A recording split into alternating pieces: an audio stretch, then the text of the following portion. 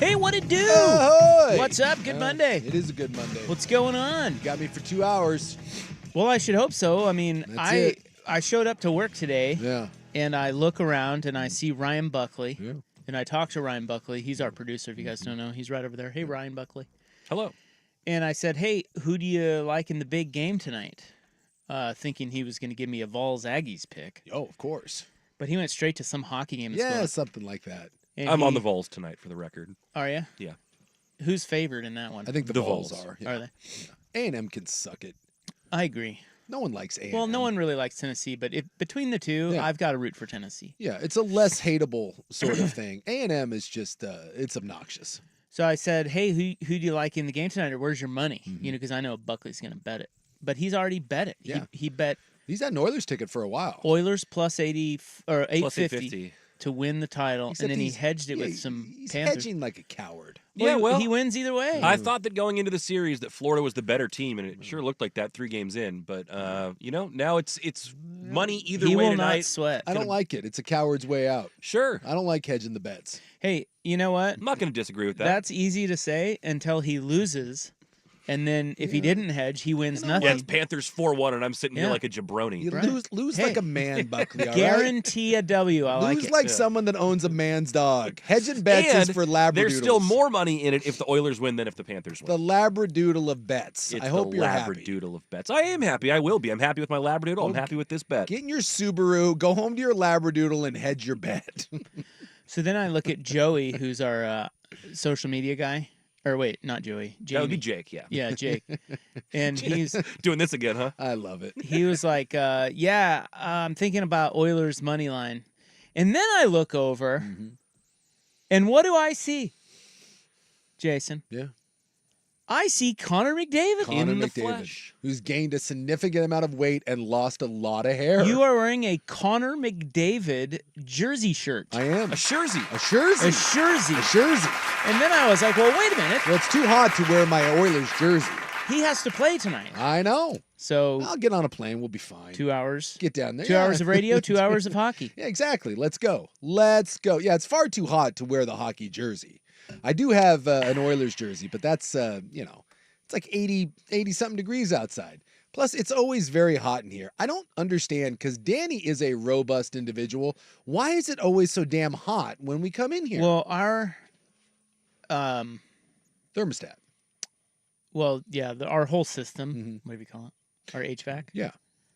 is a little screwy. Yes, but It doesn't stay. but you can turn it down because I do Yes. when I come Oh, in. you can, yeah. And I do not understand, like, I came in today, and again, it's very hot and moist in here. Fan Man's wearing a hooded sweatshirt, for God's sakes. Danny, who just looks like he's permanently warm, and yet it's always steaming hot in here. I don't get it. So you're saying you think they should turn it down because they Yes. look as if they're hot? Yeah, well, it just makes no sense why it's up so high all the time. Well, I think what- Danny has to be a cool weather guy. He has to be. He's wearing Crocs and shorts 24/7, for God's sake. And I don't know if your guys' room is like this, but mine here, it seems like at times it'll be normal, and then randomly, like 2 hours Yeah. into a show, Yeah. it'll go That's way right. hot or way cold, and I'm like, what is happening here? It was fine. See, I think the problem is that no matter what you set it to, it runs either super cold or super hot, and nobody can find the right middle. It's like the old motel units that either have heat or cold, and there's no degrees on it. It's just, one or the other. Yes. Either way, I hate that. It's not hockey jersey temperature in this studio. An Odyssey station. Listen, if not you're at a happening. hotel and you're not going to let me control the air temperature of Get the my room hell that I'm out. paying for, you are off my list. I Couldn't- will not book a room for you. Couldn't agree I mean, more. with you. The worst is when they have the thermostat and then it's behind that plastic bastard barrier. And then you're like, well, clearly I'm going to try to break into this thing. Like you can clearly see the button there, and then it's behind like it's the Mona Lisa. Like, seriously? This is your cost control measure? I don't think so. The first thing you do when you go into a hotel room is go over to that jet engine that is the air conditioner and turn it all the way down. And let's see if we can get some icicles. See if we can get it frosty, and then we'll adjust accordingly back up. If there are two things, like if you had to pick two things that are must-haves in a hotel, two of them for me, well, okay, maybe not must-haves, but two things that hotels should not cut corners on. Yeah. But they do, because I get it. You have like 1,000 rooms, and Sure. so These costs add up. Yeah. But if you start messing with my air temperature or making me live at some sort of air temperature, some sort of bastardized air temperature that I didn't choose, that I don't choose, that I don't like, you're out. Couldn't agree more. And the second one is toilet paper. Yeah. If I get even so much as a whiff that you have gone cheap on the toilet paper, The I get single it. ply recycled. Yeah. Yeah. I get it. You buy a lot of toilet paper. I get it. Yeah.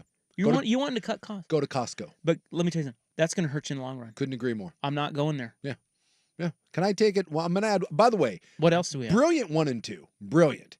Because I am with you. When you sit down at a decent hotel, right? You understand you're not at the Ritz, but you're also not at the Motel 6. Well, I need a comfy bed too, but you can't really know that until you try them. But again, like if you're getting a mid-level hotel, what you think should be a nice, solid hotel, I am with you. AC, yes. And we all know that toilet paper. It's the toilet paper we have here at Odyssey. Yep. That single ply. Yep. It's recycled. It's garbage. It's made out of sandpaper. It is absolutely worthless.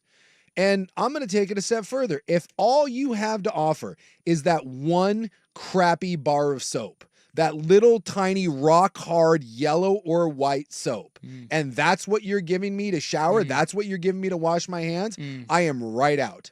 I don't need, like, you go to the nice place and it's like, oh, it's made on site, but it's not that hard to give me a halfway decent way to wash myself. I cannot stand it. When you just have that bar, no matter how much you get it wet, it doesn't lather. It's just like it's scrubbing a pumice stone across your body. I am right out. That pisses me off because how much is a decent bar of soap? If that one costs you 25 cents, is it 29 cents to get the slightly better soap that doesn't rip my face apart? That's all I'm asking for. Well, we've been on the air a long time. Yeah. And so you may remember the conversation that we had, and I couldn't pinpoint a year, but I remember us discussing this. And it was the big hot news that a lot of hotels are going to go to dispensers for soap, body wash, shampoo. The liquid. Yeah. Yeah. And we were like, wow, that was a big idea at the time. It's Bold move. Yeah. But they're all like that now. Yeah. Like I don't ever see bars of soap anymore. And this is my point. Way better. Because it's just it's well, I think it saved them money too. Yes, I'm glad. But every now and then, as long as people don't rip those things off the wall and steal them. That's true. But most of them are. Yeah, they're like locked in there, and they'll be like, "Hey, Yeah. if you take the bottle, you're going to be charged for it." But the last night when I was going back from Tahoe, I stayed my last night in Reno because then I could just wake up and get to the airport. And sure enough, I checked into the crappy the Dorado casino that's right there. There's like 3 casinos that you can stay at in Reno. And guess when I walked into my room, I saw that stupid little bar of soap, and it instantly pissed me off. Did you check out? Oh, I was enraged. I wanted my $36 back, which is what it cost me to stay in that room. $36? $36. Dude, you can't bitch about anything. That's the cheapest hotel room I've ever heard of. But holy crap. So I looked at it was $36 to stay at any of the 3 hotels, but it ended up being $91 with taxes and resort fees, which was kind of insane. Okay, so that's more. Yeah. 91. It wasn't $36. When you looked on the website, it was $36, and that was what I said. I said $36. Saver fare. I was like, we won't even give you soap. No. And then out of nowhere, I looked at it and I was like, $91. The resort fee is like $46, and then there's taxes and That's any of those places. I was still pretty happy with $91. We've done some cross-state travels in the last handful of years, and you can't find. I mean, I remember when we were kids, like my dad be like, "Oh, there's the hotel. It's $39.99. Exactly. We're staying there." Yeah. But now you can't. You really can't find one for under. But $90, $95. I was fine, and for the price, the room was fine. I was there for like 3 hours. I fell asleep, got up and went to the airport. But the moment I saw that bar of soap, it pissed me right off. Just air conditioning though, quite nice. Yeah. You know what's another little one? It's not a deal breaker, but I think it's chintzy. Yeah. When you stay in a place that has a little kitchenette. Yeah. And they don't have anything. Yeah. In there. They don't remotely stock it, or you get a fork. Like, great, exactly. What am I going to do with my one fork? Right. It's like, Thanks get for it. letting me cook here, though. People steal your stuff. I understand that. But guess what? This guy's not doing. No. Stealing your stuff. Load that up. I need plates. Yeah. I need glassware. I need utensils. And if you're not going to let me use the kitchen, then rip it out. Let me use the space. Exactly. Yeah, I don't need the kitchenette. Like I'm not a hobo. I don't have a spork That's that right. I'm bringing with me and like my hubcap plate. I don't have that with me. Yeah. And some people saying bring your own soap. No, I don't bring my own soap. That's why I stay at a hotel. Some for people you do. to supply your soap. You know, I have a friend who brings two things with him everywhere he goes. He's this OCD. One is his own toilet paper. He's done with the toilet paper It's nice. discussion. He just brings his own. Yeah. And that's actually not a bad way to go because you can just throw it right in your bag. You know what I tend to couple do? rolls. Like, and it's not all the time. I get the travel pack of the Cottonelle wet wipes, and I go that. And that's not a bad way to go because the toilet paper is big and bulky, but you can buy a nice little, like a travel pack of those Cottonelle wipes, and you know, it recreates the bidet experience at home. I get Wet and Wild, big fan. I worked with a client 15 or 20 years ago that they went for like 2 weeks a year to like the Philippines or Thailand or something, and only brought their own toilet paper, and they didn't ship it over. They sent extra suitcases just full of their toilet paper. Damn, dude. Yeah. That's intense. You gotta take your winker health seriously. I love that, You can't trust that crappy one-ply toilet paper. And the other thing that he brings with him besides toilet papers, he brings his own cups. Really? Yeah, he likes the styrofoam Country Club cups. Really? Yeah. So he just brings those? Yeah, and Huh. of course he's shamed now Yeah. because styrofoam is It's like, ruining the planet Yeah. or whatever. but that's his thing. He loves to drink out of those. It's like his red Solo cup, Huh. and he takes I've those with him. I've never met anyone. Yeah. Although, like I said, I enjoy the plastic water bottles as opposed to the metal ones. But I I've guess never felt anything but indifference towards those styrofoam cups. Like Yeah. I don't. I Yeah. mean, they're he just. loves them. I didn't don't know the last time I don't saw know anyone those who things. loves them. Yeah, he That's loves 'em. crazy. He loves them so much he travels with them. Huh. It's kind of diabolical. You believe that? I used to, you know, it was a long-standing thing, and we talked about it. I'm not allowed to do it anymore. The BTJ put a stop to it, but for like 7 years, I had the nice paper plates and red Solo cups, and that's how I did dishes. Because I didn't like doing dishes, and I don't want to ask my kids to do it. It's a way of doing it. So I just went to Costco and I bought that mega pack. You can get like 400 plates, and they're pretty nice. They're like the thicker paper Those plates. like Chinette ones or whatever. Yeah. Yeah, they're you know, it's solid. You could like cut meat on them and stuff.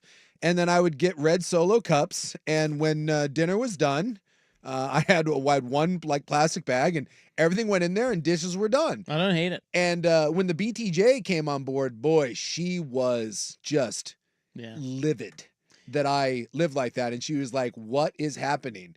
And, like, why?" And I told her, I said, "I don't like to do dishes." And she goes, "Well, I'll do the dishes." And I was like, "Well, Well, all right. all right. I mean, that's fine." So Great. that was the deal. I don't do dishes because my way of doing dishes is, you know, the paper plates and paper cups. Problem solved. Yeah, it's interesting. My wife would have done the same thing. She wouldn't have let me get away with that. Yeah. But on the flip side, like recently I said, hey, I think we need more knives because I use a lot of knives. Yeah. You're a nice Because- guy. Well, I spread things. Oh, all right. So Yeah. you, so How you many don't need, how many knives do you use in a day you there? don't need a steak knife. You need more butter knives. You know, back of Yeah. spoons work real well for that. Yeah, I know, but I don't like to do. I actually use the stem of the spoon. Oh, there you go. you know. Or like your guy here, just get a pack of your favorite kind of plastic knives. And see, use that's what I those. told Yeah, her. yeah, I they're said great. because we had a I don't know. There's somewhere along the line there was some sort of party she hosted, and up in the cabinet there was a bunch of plastic, and I was like, "This is great!" Yeah. And so I used those for like 6 weeks, Yeah. and they ended up all going away, obviously, Yeah. disposable. Yeah. And I was like, "Well, why don't you just buy more of those?" And she said she was not having it. I said, "Well, then how about more knives? Because they're always dirty. Yeah. I don't like to have to wash one just to use one." I couldn't agree more. And she shot me down. She's Yeah. like, "No, we can't buy more knives." I'm like, "Why can't we buy more? There's plenty of room for the knives. Buy another set of knives." Everyone that's coming, What's the problem with that? every woman that's come in contact with my life when I was since the 9 years I was single, just gives me never-ending hell for that, and I've never understood why does it offend you? Like Yeah. I don't understand. I think it's just because it's like the. Is it because I'm happy and that it's simple? It's like the nesting thing. Like it's like their kitchen. Like don't mess with their. Like it's their domain, Well, something on Vancouver Ford text and line. you need to respect it. Tell me you're a degenerate single without telling me you're a degenerate single. Look, I'm not lying that I'm a degenerate, but why does that? There's lots of other things that make me more of a degenerate than that. I have never understood why that is such a terrible way to go about life. Because my kids loved it. They thought it was great. Yeah, Great. Just throw it away. Yeah. Don't have to wash it. Yeah. And I'd get the big the big travel, or not the travel, again, the Costco trash bag pack. So often I would just break out one bag, everything would go in there, and then that bag was gone, so it didn't fill up the trash can. It was a very, very efficient way to go. And then, like, if you cook, I'd get the like the liners that went in, like the crock pot, or the you can get liners for different things. And so, like, when you were done cooking, you could like a roasting pan, like those aluminum foil ones, and I could just throw that away. I'd cook an entire meal and I would have no dishes. Then I'm out there playing chess while other people are playing checkers, and I caught never-ending hell for it. Yeah. My gal claims because it was like the environment. Well, I mean, I guess if you did it every day for 10 years, that's a lot. But look, again, I would like to point out that there's 1 billion people in India right now warming their homes with tire fires. Like, really? I'm the reason why the planet's dying? Look, we're going to nuke ourselves before I do anything to destroy the environment. I'm not certain that I would ever shame anyone about a preference that they had. No. You know I got what I mean? shamed Like, a lot. Like when somebody says, "Oh, I do it this way," I'm like, "What?" Yeah. I would never. I mean, even if it's weird to me, I'd be like, "Oh, to each their own." Yeah. Right? Yeah. Why can't women do that with us? Well, and is it Leave us alone? And is it possible? And I get that plates and forks like are better than the other. But you know what the solution to that is? Touch our penises more often. I hate doing dishes. I would rather do any other chore than doing dishes. Yeah. I hate it. Yeah.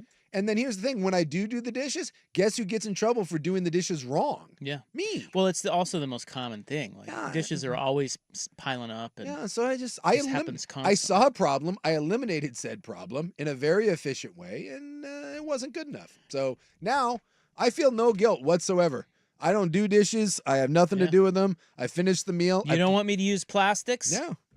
Wash them. And to her credit, she never once asked me to do any dishes. Do you stand, like, let's say you need a bowl or something, Yeah. and there's no bowl clean. Do you stand at the sink and tap your foot?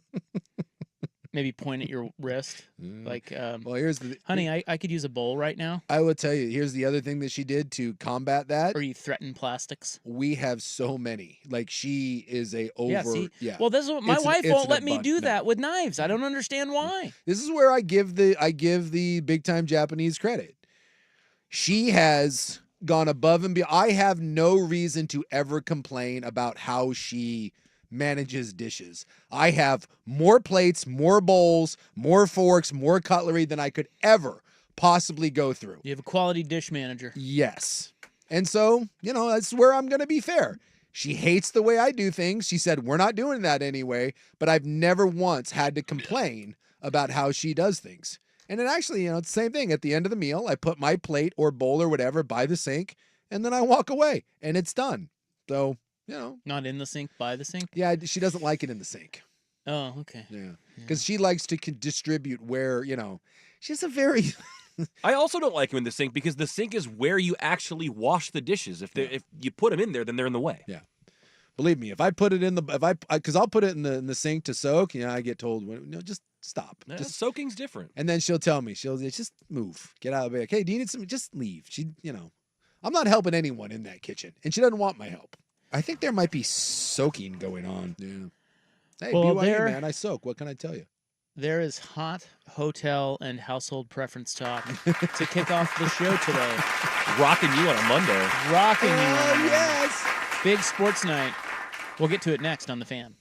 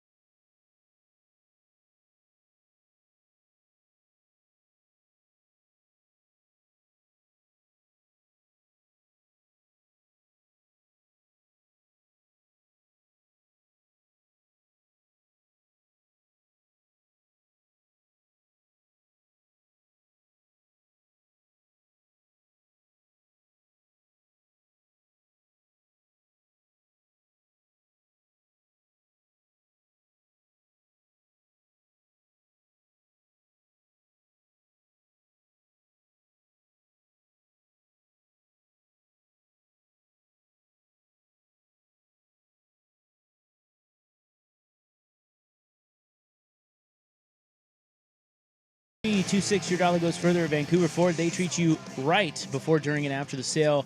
VancouverFord.com. 100% with Buckley, says one texter. I hate people putting dishes in the sink. That's interesting. I've never heard that before, but... Well, we have a small sink, and so if you cook something in like a big pot or a pan, and everyone has put their dishes in the sink, you can't hand wash that pot or pan before it goes in the dishwasher. Okay. And so I like to leave them to the side so that the sink can be used for the utility of washing. All right. I've always put them in the sink, just because it seems to me it takes up less space. I'm a sink guy. In fact, when I redid the kitchen, again, I was making decisions by myself, and apparently, again, I did it all wrong. I got the extra deep sink specifically What's wrong for with that. that? Who hates that? Does BTJ hate that? I Everything- love the deep, what do they call it? The I don't know. I got country kitchen sink? I or got whatever? like a super deep one. Yeah. I are like great. those too. It's great for washing. It's too deep. It causes too much of a splash, and like it's too far to reach in there. And I don't know. Look, Well, if it were deep, it would be less splash, right? well, it is deep. No, because the water, there's a long way for the water to go. I don't know. Everything I do. But if you're washing the dishes way down in there, you're not getting splash on your person. Yeah, but then she's got to lean way in there because I got like kind of the taller counters. Well, let's get her a stool, I don't. a stepping stool. Look, I'll just say this. If you're a man and you're remodeling like I redid my house and I'm making the decisions by myself, just understand that when someone else comes in, everything you did was wrong. Yeah. Everything. To them. To them. Yeah. So that's... Yeah, my wife did everything in our kitchen. Remodel. Completely everything was her decision. Yeah. Well, again... And by the way, the kitchen's great. I'm sure it's fantastic. And but like when I was redoing my house, the only opinion I had was mine. And much like I say, when I go on vacation, it is not good for me to be unsupervised. I need checks and balances.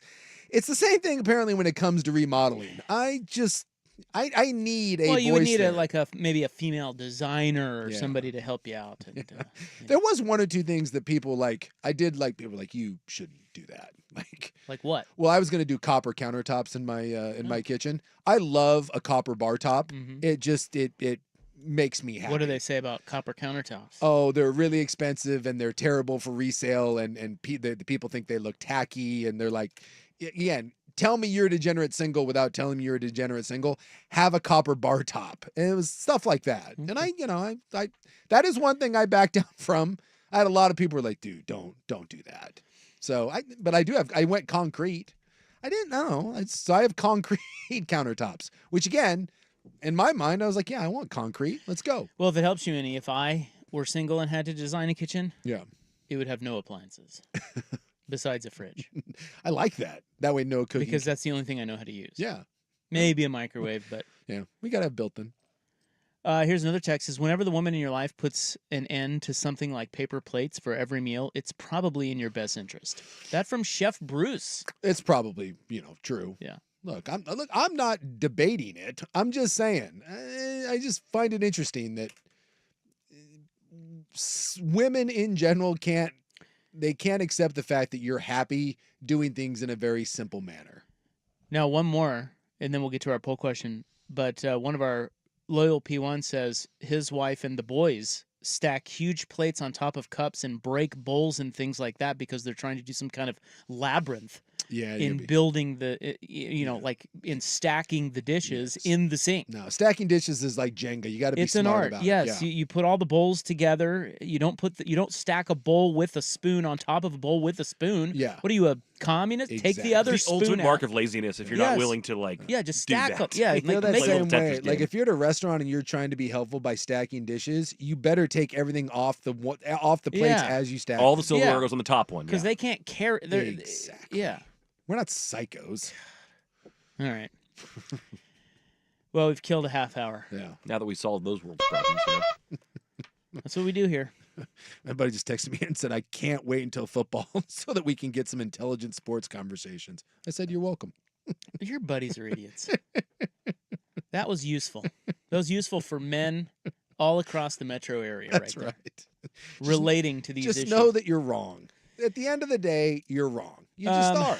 All right, Friday, we asked you, AAA Heating and Cooling poll question on X, at 1080 The Fan, family business helping families for over 60 years, AAAIAQ.com.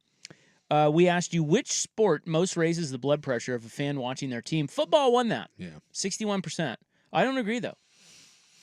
Yeah, I mean, Baseball 16%, basketball 13, soccer 10. yeah, I'm with you that I think it's baseball. I had a caveat and I said playoff baseball. Playoffs. Playoff baseball. I Regular think it's season baseball. whatever. And the reason it's baseball, well, some people may not think baseball just because maybe they've never sweat out a playoff series from their team, but it's exhausting because it's so slow. Like, it's the only one without a clock. Of those four sports, it's the only one without a clock. Yeah. Think about that. So what that does is it's just slow and long and intense. It cooks you. And you're just hanging on every pitch, and it's exhausting. Yeah.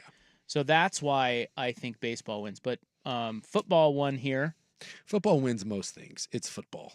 But yeah, I'm guessing people just didn't really think that one through. They're just like, well, it's the most well, it's the most popular. Intense it's sport. what you're into. So you would think it's raises your blood pressure the most because you got screaming high tea guy, chest bumping and after 17 pounding beers. After 17 beers, anyone's a little on edge, Today our question is this. It is on X at 1080 The Fan. What do you most want to see this week?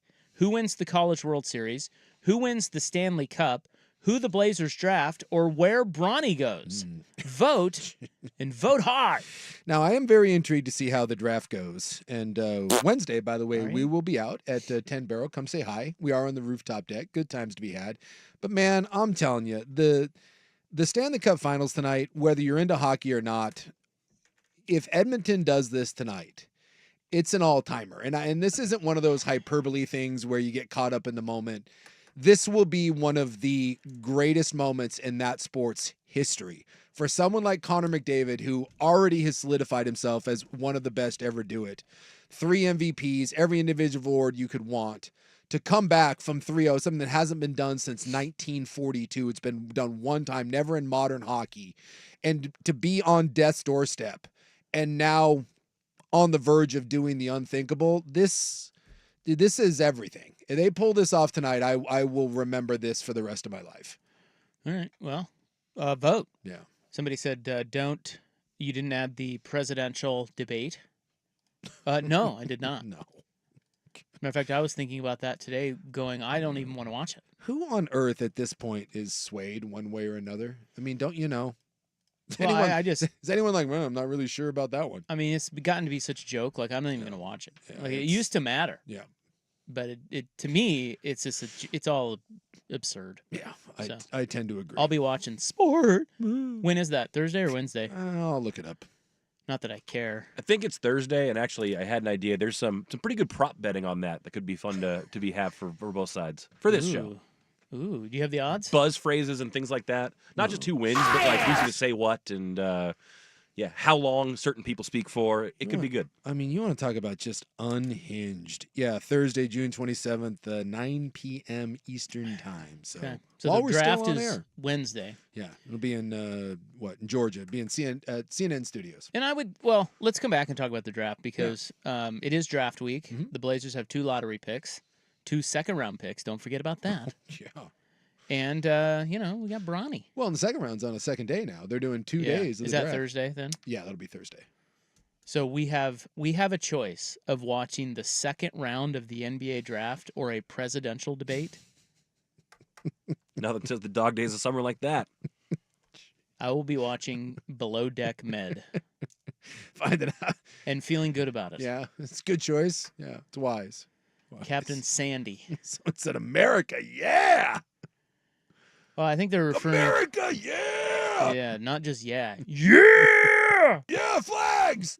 Yeah! Yeah, trucks, balls, yeah! I want to take a photo of it, but I can't because I think I'll be shot. But there is a house along my route that has the Trump flag, and when you walk by the house, if you get too close, because it's on the side that doesn't have the sidewalk, does your neighborhood have both sidewalks or is it just one? I don't. Well, believe it or not, I live in Portland. I don't have any. Oh, you don't have any. Both sides. Yeah, both sides. Every once in a while, there's one. If it's leading to a school, there's one. We just have one side. All of my neighborhoods, we just have one side. And but if you end up on the other side, if you happen to be on the one where it doesn't have a sidewalk, and you walk by too close to that house, it yells at you and warns you that trespassing is illegal and that you're being watched. And it's very, very, it's hilarious, but also very unnerving. It's just like, look at the neighborhood you're in. Who is coming for you? Who is waiting to storm your house and kill you? It's a lot. And every now and then, now that I know it's there, every now and then I will walk by close just to trick or like trip it, just because now I kind of think it's funny to hear. Now they're watching you. This is private. It's like that AI voice. This is private property. You are being watched. Yeah, no kidding. It's private property. It's a house on a street with other houses. I love that. Like, I thought it was like a whoa. restaurant. I'm sorry. Yeah, I was gonna go up and I don't know. I was gonna try to sell you a Bible, but now I'll head the other way. Cracks me up. All right. It is draft week. There was an article. Now, see, I'm not following any of this. Okay. No. I just don't. Well, we can talk about it next. But the draft, I'm not gonna know who half these guys are anyway. I don't care. Whoever the Blazers draft, you're not gonna hear me poop on it because I probably don't know who the hell they are. Okay. Okay. But there was an article today that I saw today that was discussing who the Blazers might be targeting at number 7. Okay. And it is a name you know. Mm-hmm. I can't wait. I'm guessing I saw this as well. You're guessing you saw this? Well, I've read. Wouldn't you know if you saw this? Well, I don't know what article. You know how many articles out there are targeting saying that? I mean, I only saw one. Oh, I saw more. Because I don't. I mean, I don't really consume a lot of that. But this one caught my eye. Okay. So we'll get to that next. But first, Buck with SportsCenter. Now, from the Fan Sports Desk,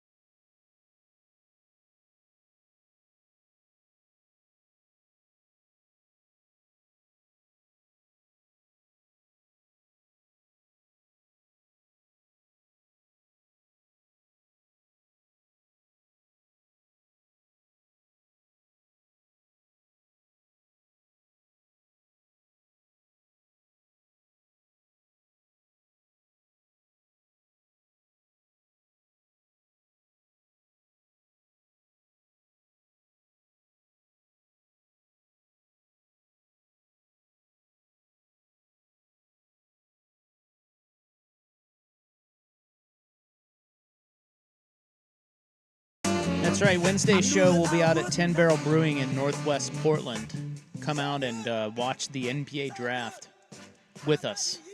I don't know what time it starts. Usually It's usually in the 4 o'clock hour. 4 or and then 5. The picks start rolling in middle of the 4 o'clock hour or 5 o'clock.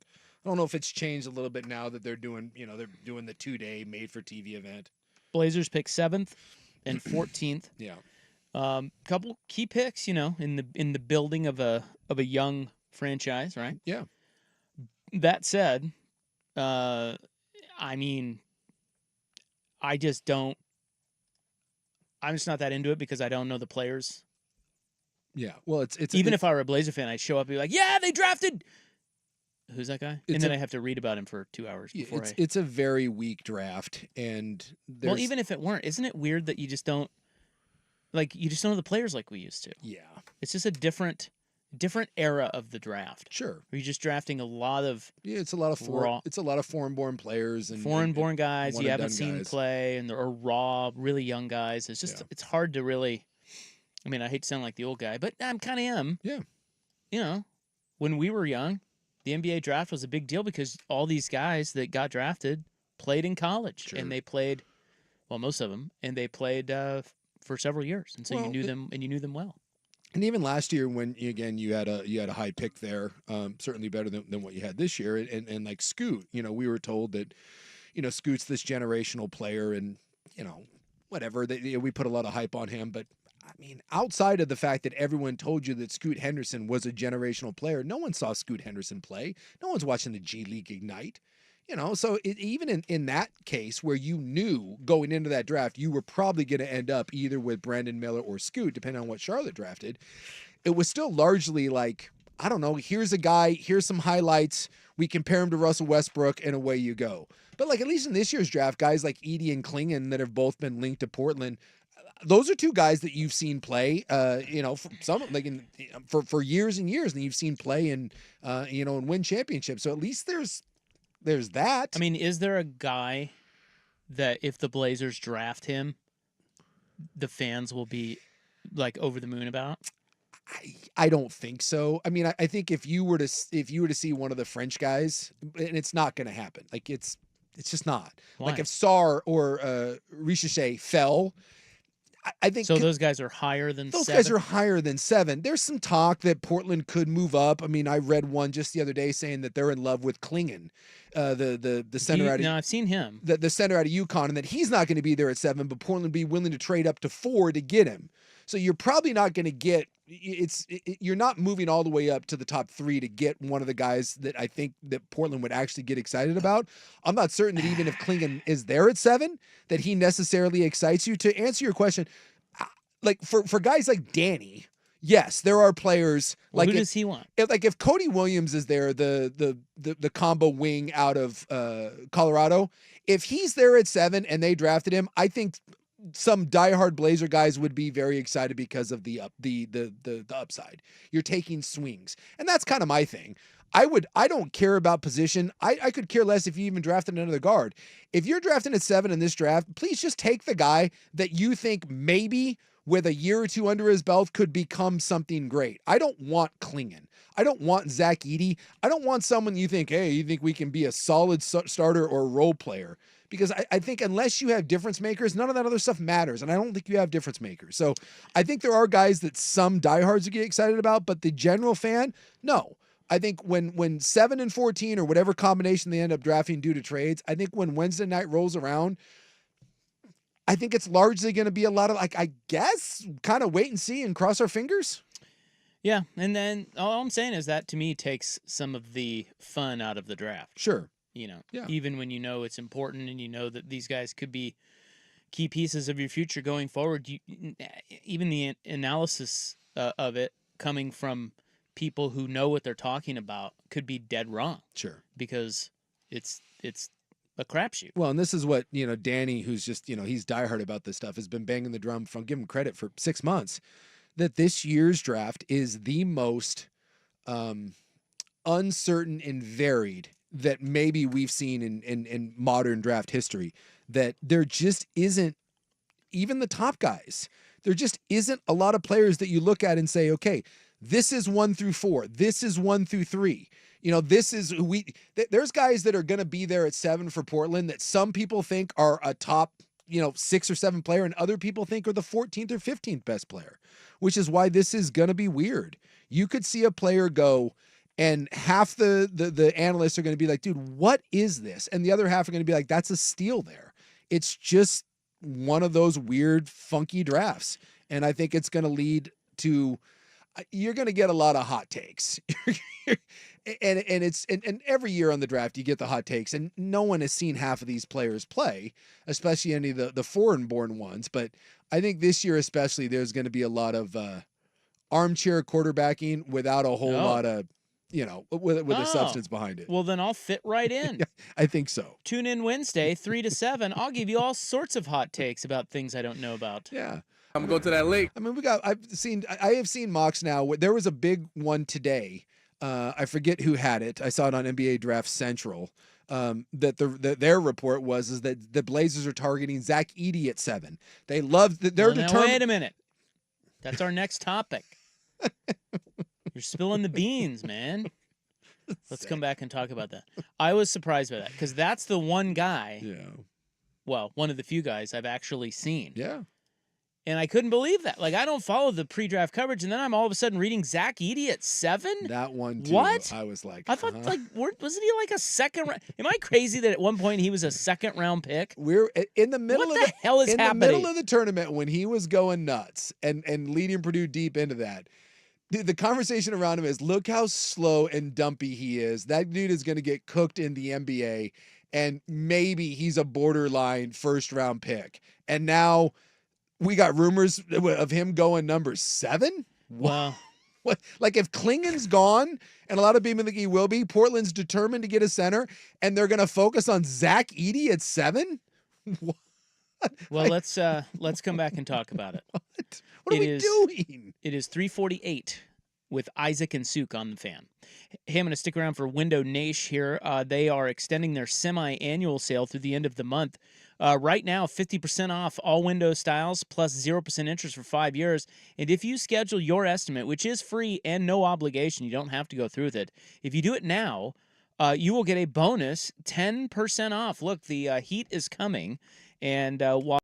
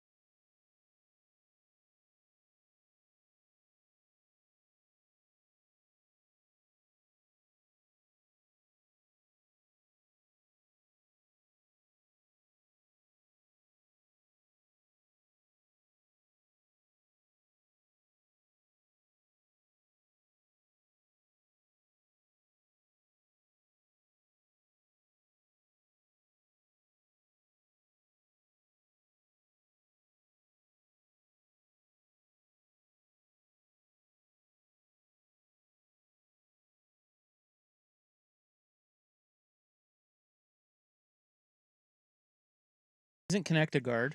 He's like 6'8", so Lanky shooter. He's a lanky shooter. Okay. So he's a 2 and 3 guy. Some people think he lacks maybe the lateral footwork to actually be a good defender, but Well, he is white. he is white, and not just white, but he is white. But he's a fifth-year guy. Maybe a late developer, but he can shoot in space. And you look at Portland's offense with all the They need a shooter. They need a shooter for all the athleticism they have.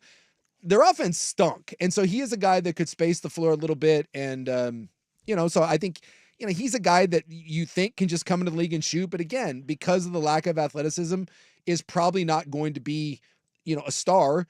If you draft Klingon, again, he's not going to be a star. His offensive game is beyond limited, but he's a rim protector. And, does he eventually become like kind of a Lopez type guy in the middle for you? So I don't know if you're looking for cornerstones so much as you're looking at this maybe draft at 7 and 14 for just doubles. Maybe the triple and the home run aren't there. Maybe you take those swinges in the second round and try to find someone that in 4 or 5 years, the body grows and develops into something special. That's swing, spelled SWINJ. So this is from The Ringer. Read this today, and I went, oh, that meme with the guy whose eyes light up? Yeah. Like, oh. It's a great one. Yeah, I did that. Yeah. And it says, ESPN's Jonathan Giovanni reported earlier this month that the Trailblazers hosted Klingon for a workout, and he isn't expected to drop past them with the 7th pick. This report stood out to people around the NBA for a myriad of reasons, in part because Giovanni worked for years at Draft Express with Mike Schmitz, who now has an influential position within Portland's front office, but also because the Blazers already have 2 centers in DeAndre Ayton and Robert Williams. Does Portland's reported interest in Klingon suggest that the team is just in best player available mode, no matter the position? Or could it say something about the Blazers' belief in Ayton as a long-term piece, or the health of Williams? My gut feeling is that it's all of the above, but that it's more about Ayton and Williams. Health has always been an issue for Williams, but Ayton has only 2 years remaining on his contract and remains frustratingly inconsistent.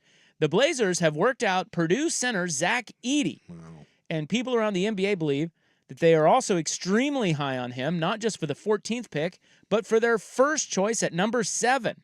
The bottom line is the Blazers seem to be looking to come away with a center to pair with Scoot Henderson and their other young pieces. And if Portland ends up with Klingon, Edey, or another center on Wednesday night, then perhaps there will be a domino effect this summer with Ayton and Williams trades to follow. Boy, I'll tell you what. You want to the Blazer fans have been through a lot. That's from Kevin O'Connor. Blazer fans have been through a lot. I guess he knows what he's doing. Can we agree that?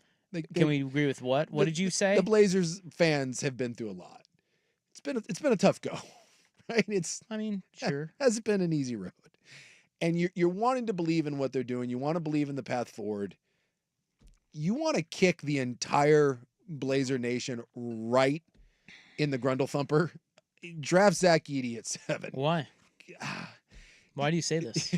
Because in a league that seemingly is going positionless and is going away from a back to the basket center and is all about athleticism and the ability, stretch 4s, stretch 5s, the ability to shoot, the lateral quickness, versatility. Like they say all the time, the thing that the Blazers lack more than anything else is versatility and guys that can play multiple positions. Why you want to get like a Cody Williams or a Ron Harlan, one of these wings.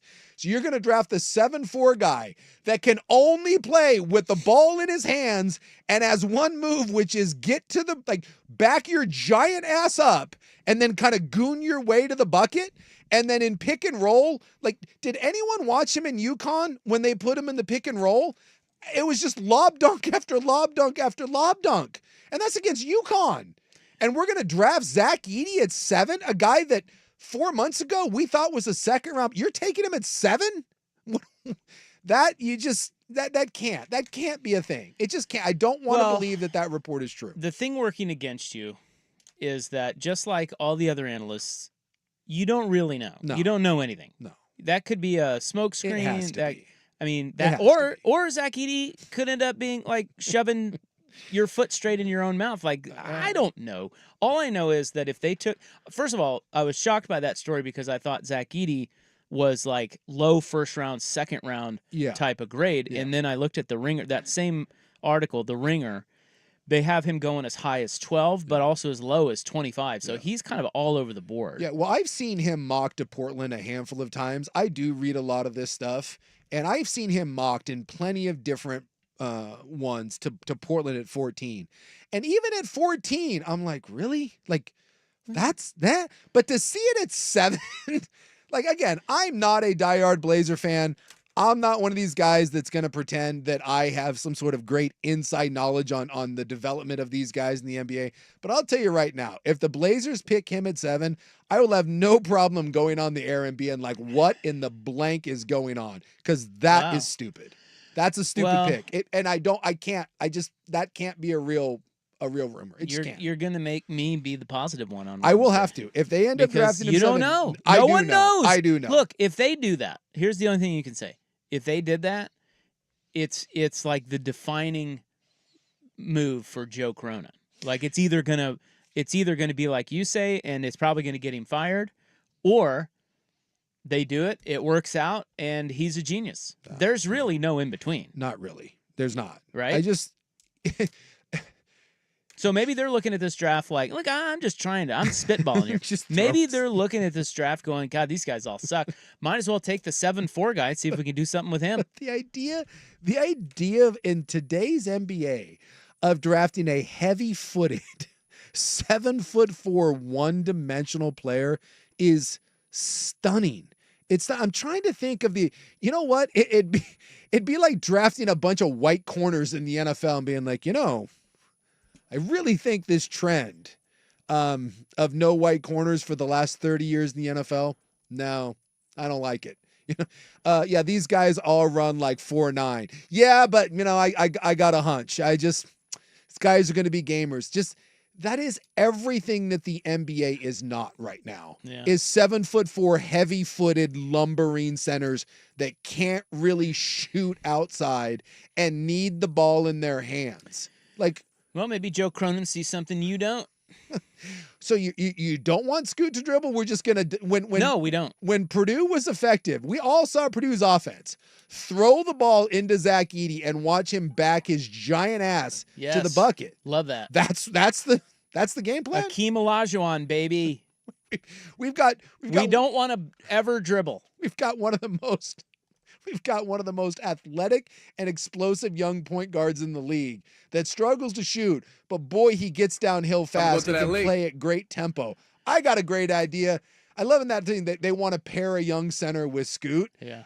What's it going to look like when Scoot is at the free throw line? By the way, the other free throw line, and Edey is just crossing half court. Like, what? Well, spacing. Yeah. I like it. Gives him more space. You know what? You're right. Don't want to clog up that middle. It's genius. Actually, maybe they'll just draft him and he'll only play defense. Yeah, just stay down at the one end. Yeah, just protect the rim. I do that sometimes. Don't even come down here. That's like the reverse cherry pick when you're playing like pickup ball. It's the new thing. Cronin he's an innovator. Think outside the box. So I don't know if that's true, but at least if they draft him, that's a player we all know. Yeah. That'll be like the most polarizing thing. Good for us, sports radio. We could take calls on it. You could. People calling in with their hot takes. Yeah. No one knows anything. I think if they take Edey, we have to take some calls. That's how that should work. Oh, I think that's right. Because you also we haven't even mentioned the idea of, and this doesn't matter pertaining to Edey. It really doesn't. But it's hard to ignore the Blazers' history of drafting big men, and not only big men, but white big men. Yeah. Myers Leonard, Zach Collins. I mean, although Edey's he's like half Chinese. And he's Canadian. And not Canadian. That doesn't make him white. Canadian. But you know what I mean. Yeah, I know what you mean.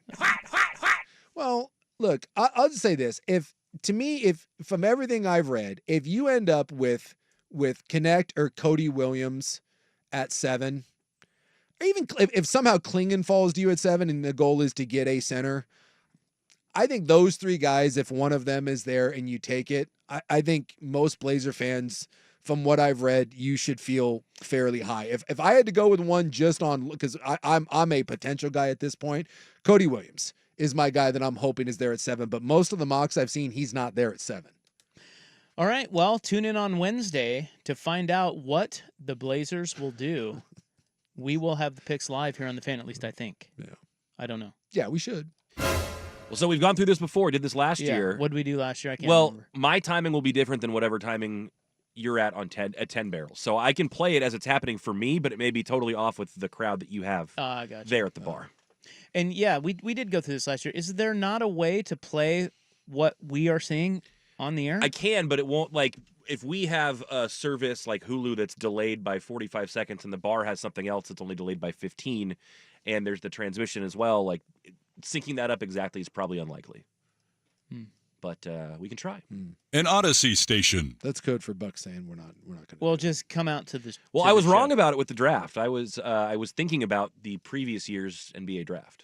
Buck's got a real negative sort of. We can't. I don't know sort about of thing. that.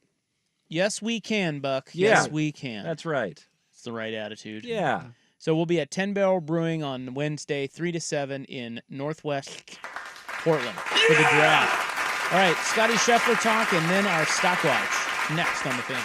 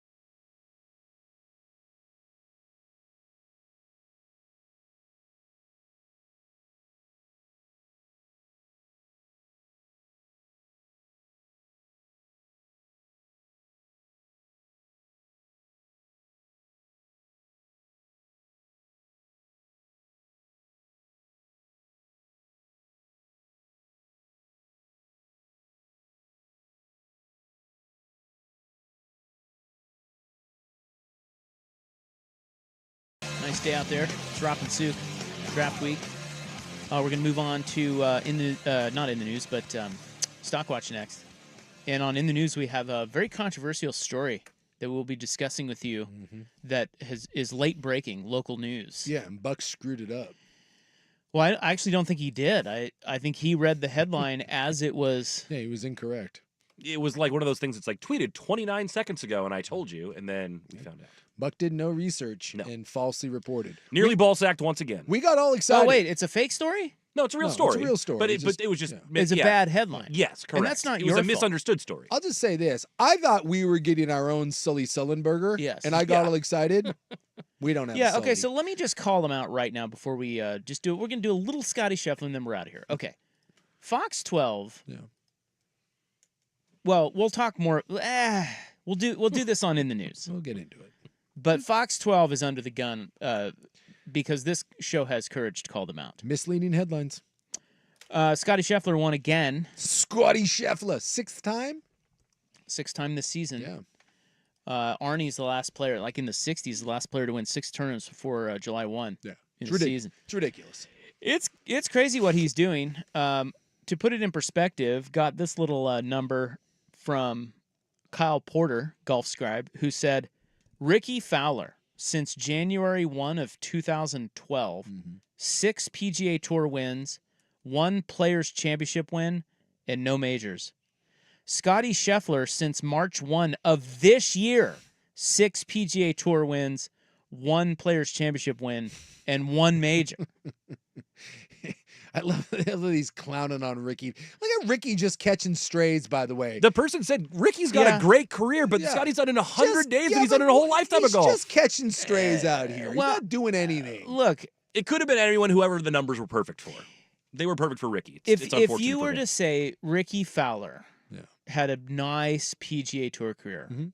you probably would not be wrong, although some would argue that he's one of the more overrated guys of the last 10 or 15 years. You would But say he had a nice career, but it never lived up to the hype. How made about that? made a good living. Yeah. He was Married a hot. he was maybe more famous for just Yeah, being a bro. him, than his actual golf. But anyway, he did win 6 tournaments, won the Players. Scotty Scheffler has had that guy's career in 3 months. Yeah, it's ridiculous. His whole career. Yeah. In 3 months. Yeah. What he is doing is unbelievable. Yeah. And he won again over the weekend. One of the great seasons we've ever seen. It's Again. I still think in order for people to fully appreciate it, I know it sounds so stupid. I think he's got to win. I think he's got to win the Open. Like, it's an all timer. But I think in people's minds, it's going to come down to major championships. If he wins the British, I think people will talk about this as one of, if not the best golf season of all time. But I think it's just that the one major in a lot of people's minds is going to stick because we've seen people win too. And of course, Tiger had him not in the same year, but I guess he did him in the same calendar, like 12 months. But the Tiger Slam, he owned all 4 at once. Well, he's no Tiger. Okay, so let's stop with that. Year's pretty ridiculous, though. Scheffler's won 12 golf tournaments Yeah. on the tour. Tiger won 80. Whoops. Actually, 82. Did So he really? You went to 82? yes, it's the most all time. Scheffler has only 70 more. 70 Yeah. more to go. Hey, you got a lot of time. 70. Lot of time. Anyway, he's a goober. He remains a goober, although it was kind of cute him holding his little baby after the round, doing the post-round interview. And then we had the With weird Amanda. thing where people are storming the green. Yeah. That whole thing. Which, by the way, it's a bold move for those climate protesters. You don't storm the field when a felon's out there. You're liable to get shanked. That's Scotty Felon Scheffler. You don't know what he's capable of. Yeah, he'll rip your pants right off. That's right. One of those climate protesters is about to have irreparable damage to their pants, and God forbid a scratch. Serves them right. What was the officer's name that he dealt with? Gillis. Detective Gillis. Detective Gillis. Wouldn't it have been funny at the end of the round if because they were asking him about that? He's like, well, Police did a great Yeah, job. if you didn't see a bunch of, was it like 8 climate protesters? I think there were 6 of Was them. it 6? They stormed the green on 18. Stormed with it. smoke bombs. With smoke bombs. Dude, there were a couple players that said that they were legitimately like, holy crap. Akshay Bhatia said he was scared for his life. Yeah, which, Oh my God. look, I'll just say this. If you're out there in professional sports in this day and age and someone comes running out and something's smoking, I'm not certain that I wouldn't be a little puckered too. Yeah. Someone might catch a 5-iron across the Well, teeth. look, it happens so fast. You don't really know what's going on. And so you might get a little worried, but it looked like Scheffler with, I mean, he's a hardened criminal. That's right. He looked at Tom Kim and just smirked. He's like, I've been through worse. Yeah. But wouldn't it have been funny if he said, well, the cops did a great job. Maybe Detective Gillis should take notes on what happened out there. It would have been nice if Scotty had a personality, but he doesn't. He doesn't. So You want to hear him laughing before we go to break? is it awkward? Well, yeah. No, it's fantastic. You never heard him laugh? I can't say that I have. Here is the goober, Scotty Scheffler. Maybe we'd have a putt off or something to see who would be the real number one.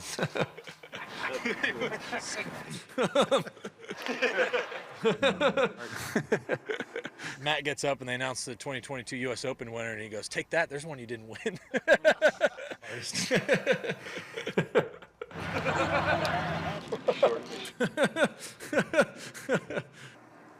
Is it too much to Can ask? it be both?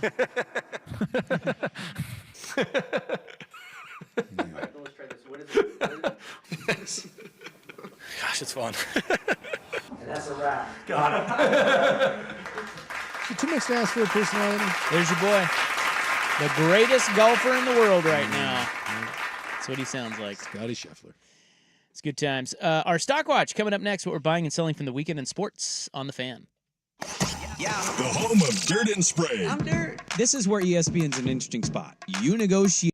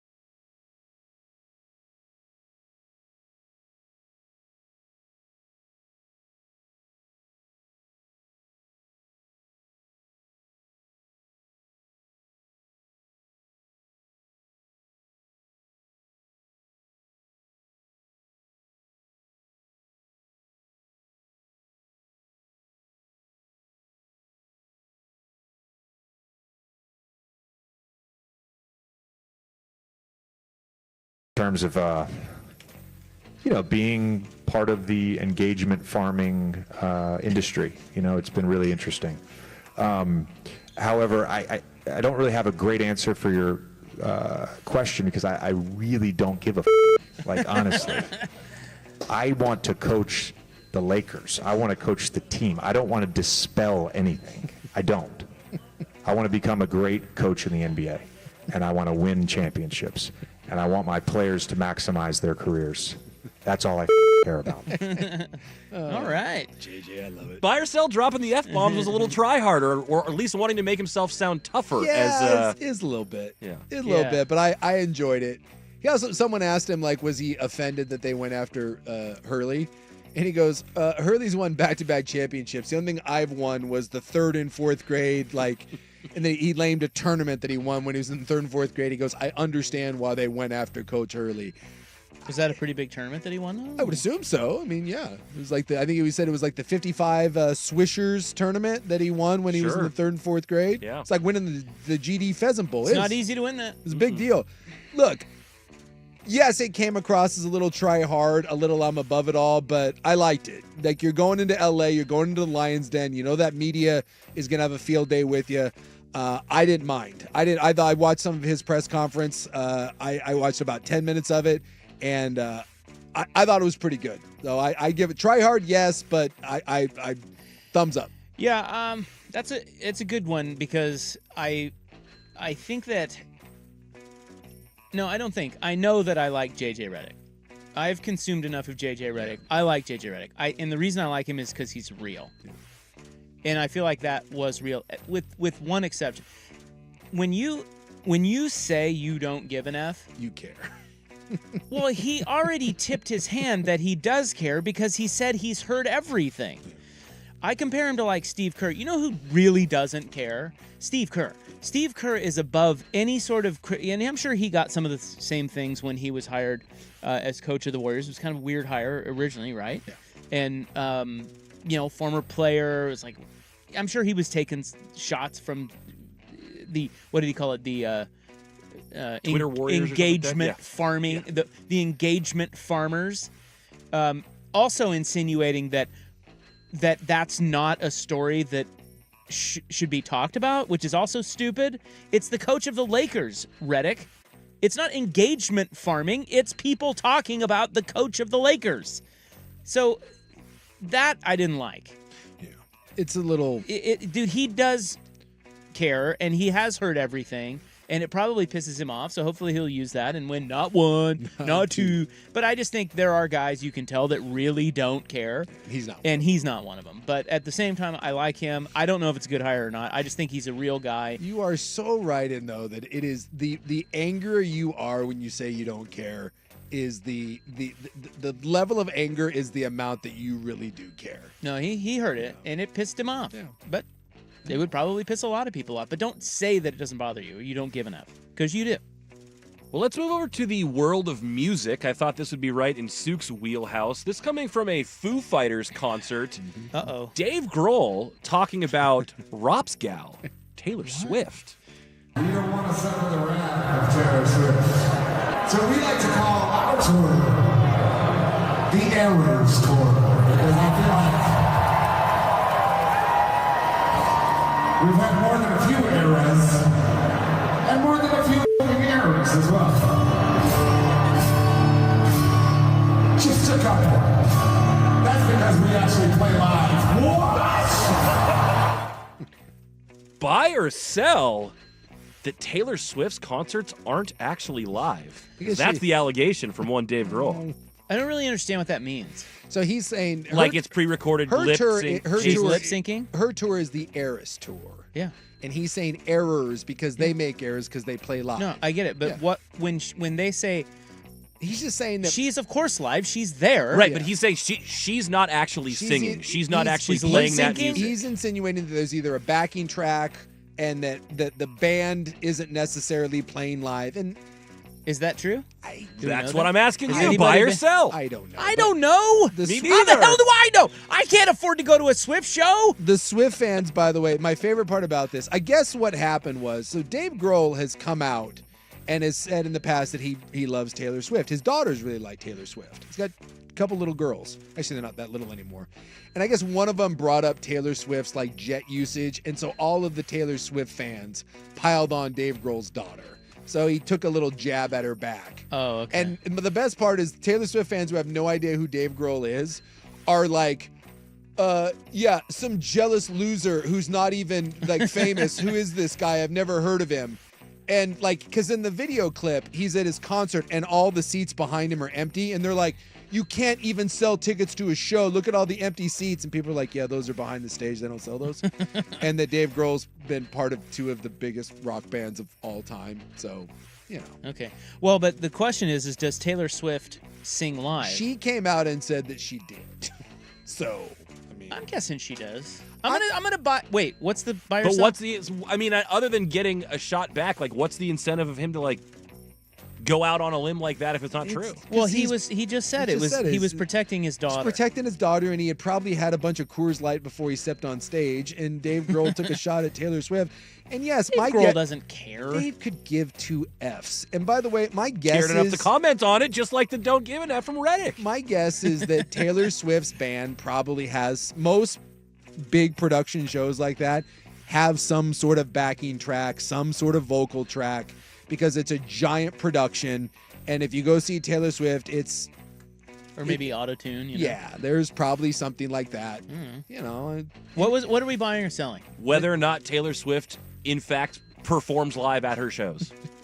I buy that she performs live at her shows. Yeah, I do too. Because I think we would have heard about it if she didn't. Yes. I think so. People would have tried to tear her down over that. I just love that Taylor Swift fans are trying to somehow cancel Dave Grohl now. The Swifties. Taylor Swift, damn, they have no idea who he is.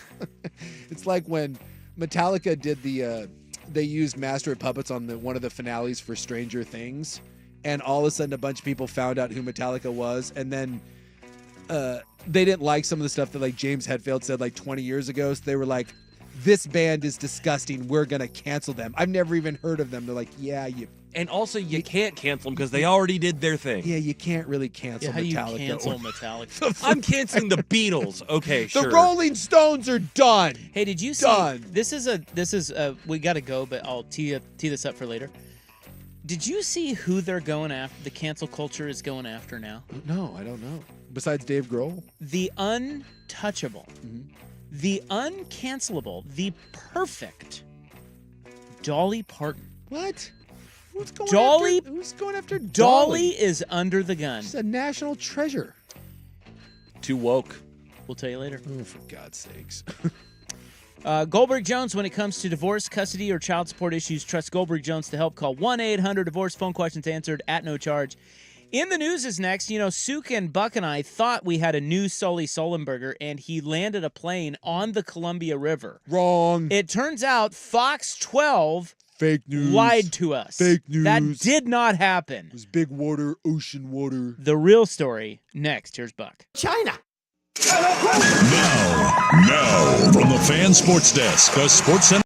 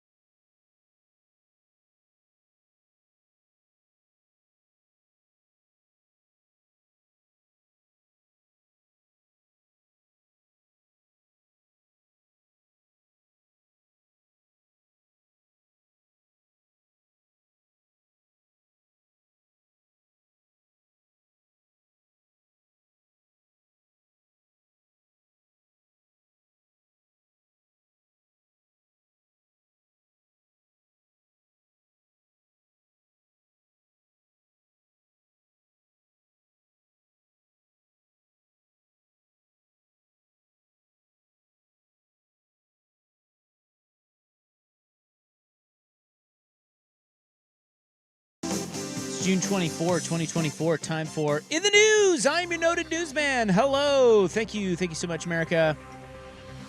Nice to be here. Today is World UFO Day.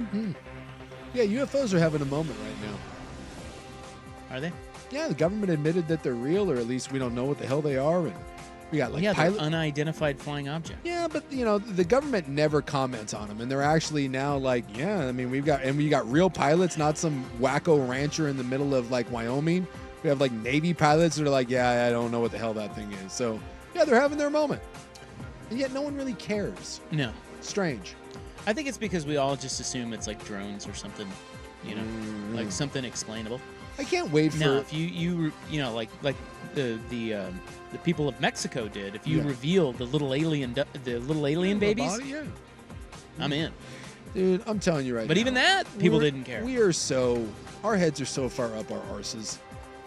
We could literally have an extraterrestrial land, and it would be the top story for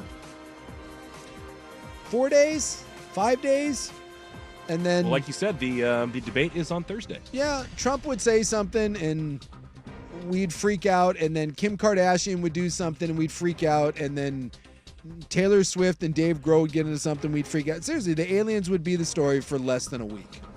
It's just... Well, it sounds like the aliens missed their window to come in and press us. Yeah, if they were down like in the 80s and 90s, then that was the peak. That was like that was the moment. Way to go, aliens. We had Predator, we had like Independence Day, Close Encounters. There was a lot going on, and now, nah. Aliens can't compete with TikTok. You tell me the aliens are going to compete with the Haktua girl? Please. Yeah, no chance. That girl would dominate the aliens. It is also Swim a Lap Day. Dude, spit on that thing. Yep. Biggest thing in the world right now. Swim a lap? All right. Like one? Now, is a lap just down, or is it you got to go back? I think a lap is down and back. But I think it depends on the length of the pool. There are some pools that I think 50 meters is usually a lap, but if you're in a 25-meter pool, it'd be there and back. I can assure you that while I may have swam a few laps in my life, I'm pretty confident that's something I'll never do again, ever, in my life. I will never swim another lap. Really? No. I mean, I used to go to a gym that had a pool, and I would swim for cardio, and it's fine. I don't have access to a pool. Like, pools aren't a big deal in the Pacific Northwest. They are not. If I had access to a pool, I'd swim some laps. It's great exercise. Now, are you the guy that goes to Vegas and gets up early and goes down to the pool and starts swimming laps with his little goggles? Oh. And then all the hots show up and they're like, oh, look at the old guy. Look at this guy. No, I'm not. Okay. Because I'm not either. No. I think I've been to Vegas a dozen times, and this won't surprise you with my degenerate nature. I've not been to a pool in Vegas once. Is that right? Yeah. Yeah, so you're... I'm just gambling and drinking. Yeah. The Vegas pool is... That's probably a lot of people. I The love Vegas Also, pools are great. When I used to go a lot when I was younger, it was like the Tropicana and crap like that. So the pools... The Trop. Yeah. Yeah, it's like 115 degrees there right now. Well, and then you got to pay like $1,000 for the cabana shade. There is no more expensive shade in the world than Las Vegas pool shade. That is... yeah, it costs you money, doesn't it? Yeah. It ain't free. The hotter it gets, like, hey, you want this shade? Yeah, we know you do. All right, so this is the headline from kptv.com. Small plane makes emergency landing in Columbia River.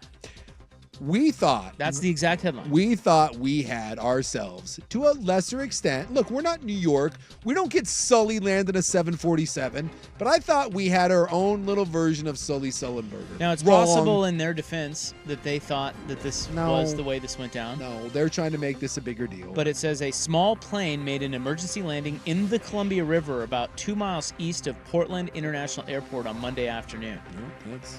The pilot was not injured and was the only person on board, according to a statement from the Port of Portland. The story will be updated as more details enter the newsroom. Okay. Well, that's not what happened. No, it's not. The small plane, and the pilot did walk away unhurt. He flipped it onto its top. He landed on an island in the Columbia River. Okay, wait a minute. First off, not as cool. He didn't sully it. He didn't water land. But He landed on he landed up. He inverted and landed. He landed on the top of the plane. Wait. No. I think it says he just flipped it. He didn't mean to. I don't know what. So as he was landing, it flipped. Like he bounced and it turned over, kind of a deal. Wait. That's not the same story. Never mind. Forget that. Because I was saying, dude, if that son of a gun pulled a Denzel, what was that movie where Denzel gets drunk and he crash lands the plane? Flight Plan? Flight or Is whatever? That it? That now, because he can't. I mean, it's absurd, but basically, Denzel Washington is drunk as a pilot. Something goes wrong that doesn't have anything to do with him being drunk, and he flips the airplane upside down and lands it on as the only way to save it, kind of a deal. And I was like, holy hell! If he pulled that off, I'm back to instituting him as our local Sully Sullenberger. But it sounds like he just landed a plane on an island. Well, this says a small plane. So now I'm to KGW. So I've gotten away from Fox 12. They knew nothing about the story. So I've gone to KGW, and they say a small plane experienced an emergency landing in the Columbia River near Troutdale. Port of Portland said the plane was heading to Troutdale Airport at 3:15 when it needed to do an emergency landing in the river roughly 2 miles east of Troutdale. There was only the pilot on board, and they are safe.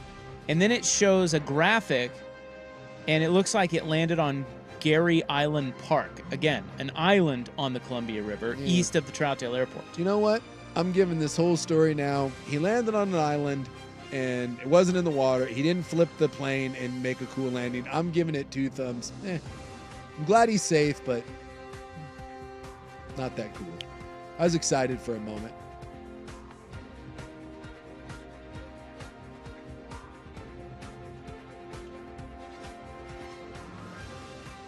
Now I'm reading the coin version.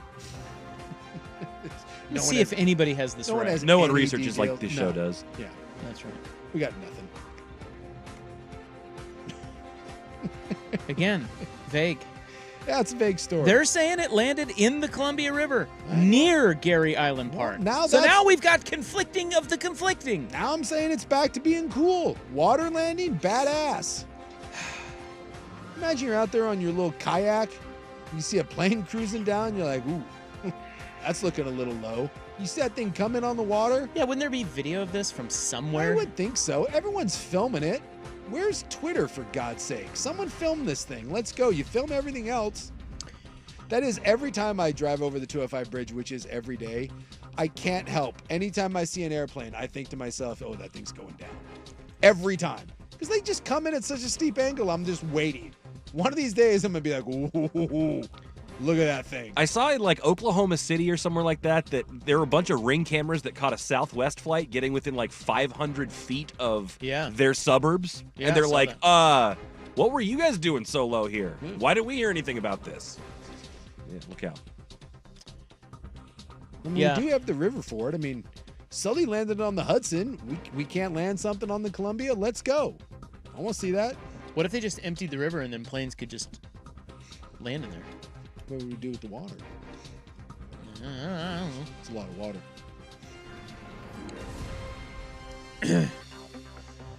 Well, we've got a fire. Yeah. Late-breaking fire news. Oh, yeah. I'm already getting texts about it. Oh, you have emergency text on your phone? No. The BTJ is just concerned because there's a fire. Oh, it looks like it might be our building. It's in our area. She's like, basically, are you on fire? No. Not on fire. No, we're not. But even if the smoke detectors and smoke alarms were all going off, we'd probably still be sitting in here doing this show. They went off like 3 times today. You weren't here. But the construction crew working on whatever the hell they're doing over there, they kept setting off the fire alarms. Yeah. No one cared. Yeah. So I wonder if there actually is a fire, if anyone would care. Because they wouldn't believe there's a fire until they saw a flame. Unfortunately, there is no alarm that I take less seriously than the fire alarm. I know. You know what we did the other day? My wife cooks bacon. She likes bacon. Oh, yeah. So she makes it. Yeah. And for whatever reason, the house, and we have a small house, it sets off the fire alarm. Same thing happens at mine. We've yanked the fire alarms. We are, you know what? I don't need them. It's terrible, but there is nothing that gets less respect than the fire alarm. I don't want it. Well, Look, if you can't make an effing fire alarm that does not go off when the little bacon happens, with a little bacon is cooked, F you. What you need is a snooze on the fire alarm. Yes. Where you're like, hey, for the next 20 minutes, assume we're fine here. Assume we're fine. Yeah. Right. Get the, because now you got to get Trust the me. Yeah. We need a snooze. Just trust me. That's $1 million idea for first response. I think they're the ones that make my fire alarms. 20-minute snooze button. Well, that's the other thing. When you go to try to shut them off, you don't like you hit the button and that doesn't work, and then you yank out the battery and that doesn't like nothing works. You just throw it away at that point. Then you smash it with a hammer. I've been there. I'm not gonna Yep. lie. You can feel it kind of harden, and then you just yank. Yep. I've got TriMet news next on the Fan. This is the Fan's Window into Sports, a view into today's top stories. Brought to you by Window Nation, online at windownation.com. Pulisic takes his shorts away. Pulisic has it back now through the traffic. Pulisic, what a goal! What a start for the United States! Take that, How about Bolivia. that? Yeah. Did you know that Bolivia was in the Copa America? No, I don't even know what Copa America is. Big tournament. But I like that it's got America in it. Big regional tournament. Amongst the Americas. You know, there's more than one. North America, South America, Central America. And we gave Bolivia, the mighty Bolivia, America, yeah! That's a country of 330 million people. I'll tell you what, we can beat Bolivia. 2-0. In your face. The Fan's Window into Sports is brought to you by Window Nation. This month, receive 50% off all windows, no interest for 5 years, plus a 10% bonus off through June 30th. Call 866-90-NATION or windownation.com. The Fan is live on YouTube, Twitch, and now Window Nation brings you.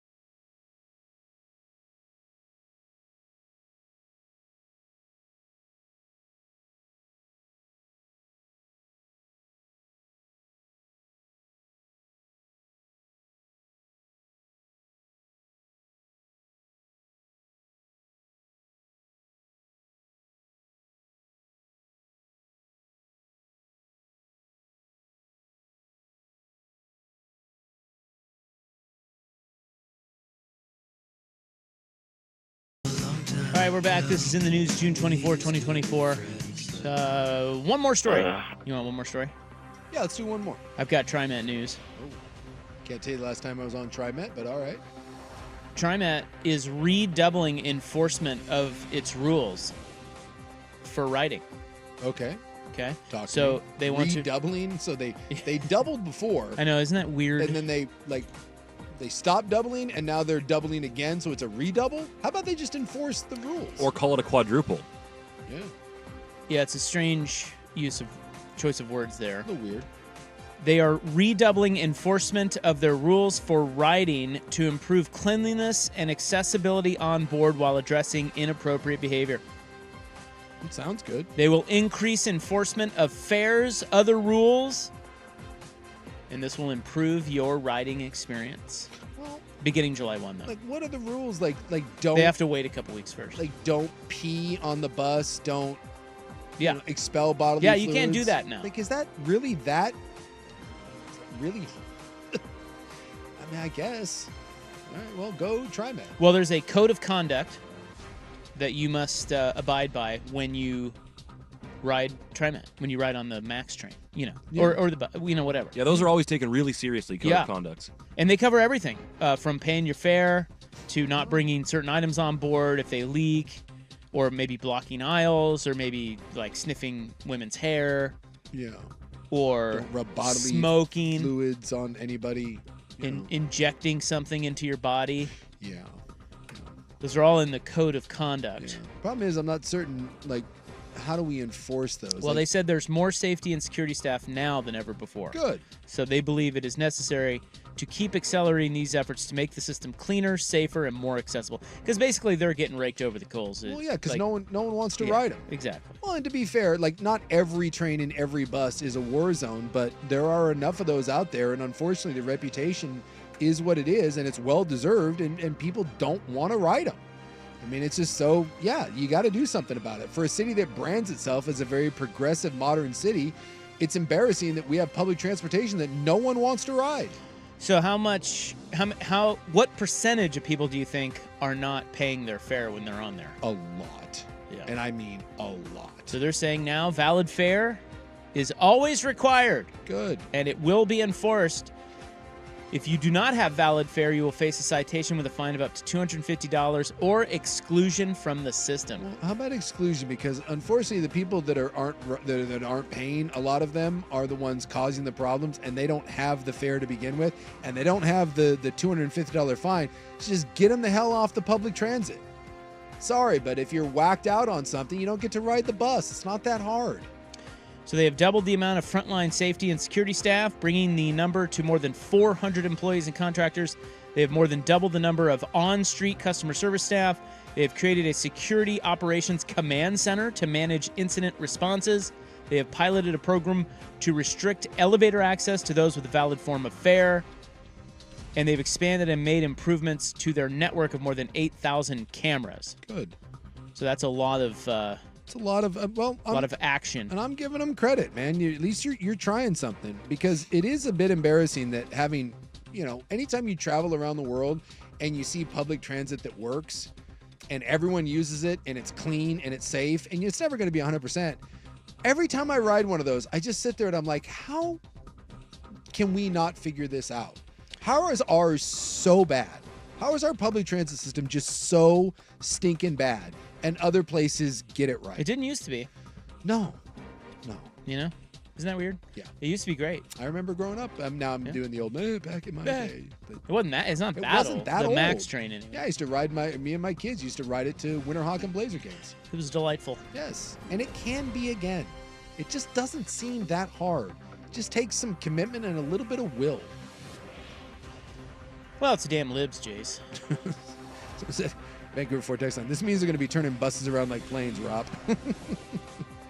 Well, that's fine. I don't ride the bus. You ready for your bus? That's it.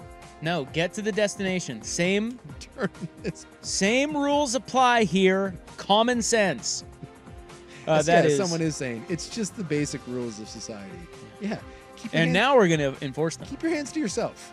That is in the news, June 24, 2024. We've got the Hot 5 coming up next. Some baseball news, lots of NBA coaching news, and 2 sports championships are on the line tonight. We'll get to all of it when we return on The Fan. Prescriptions require an online consultation with a healthcare provider.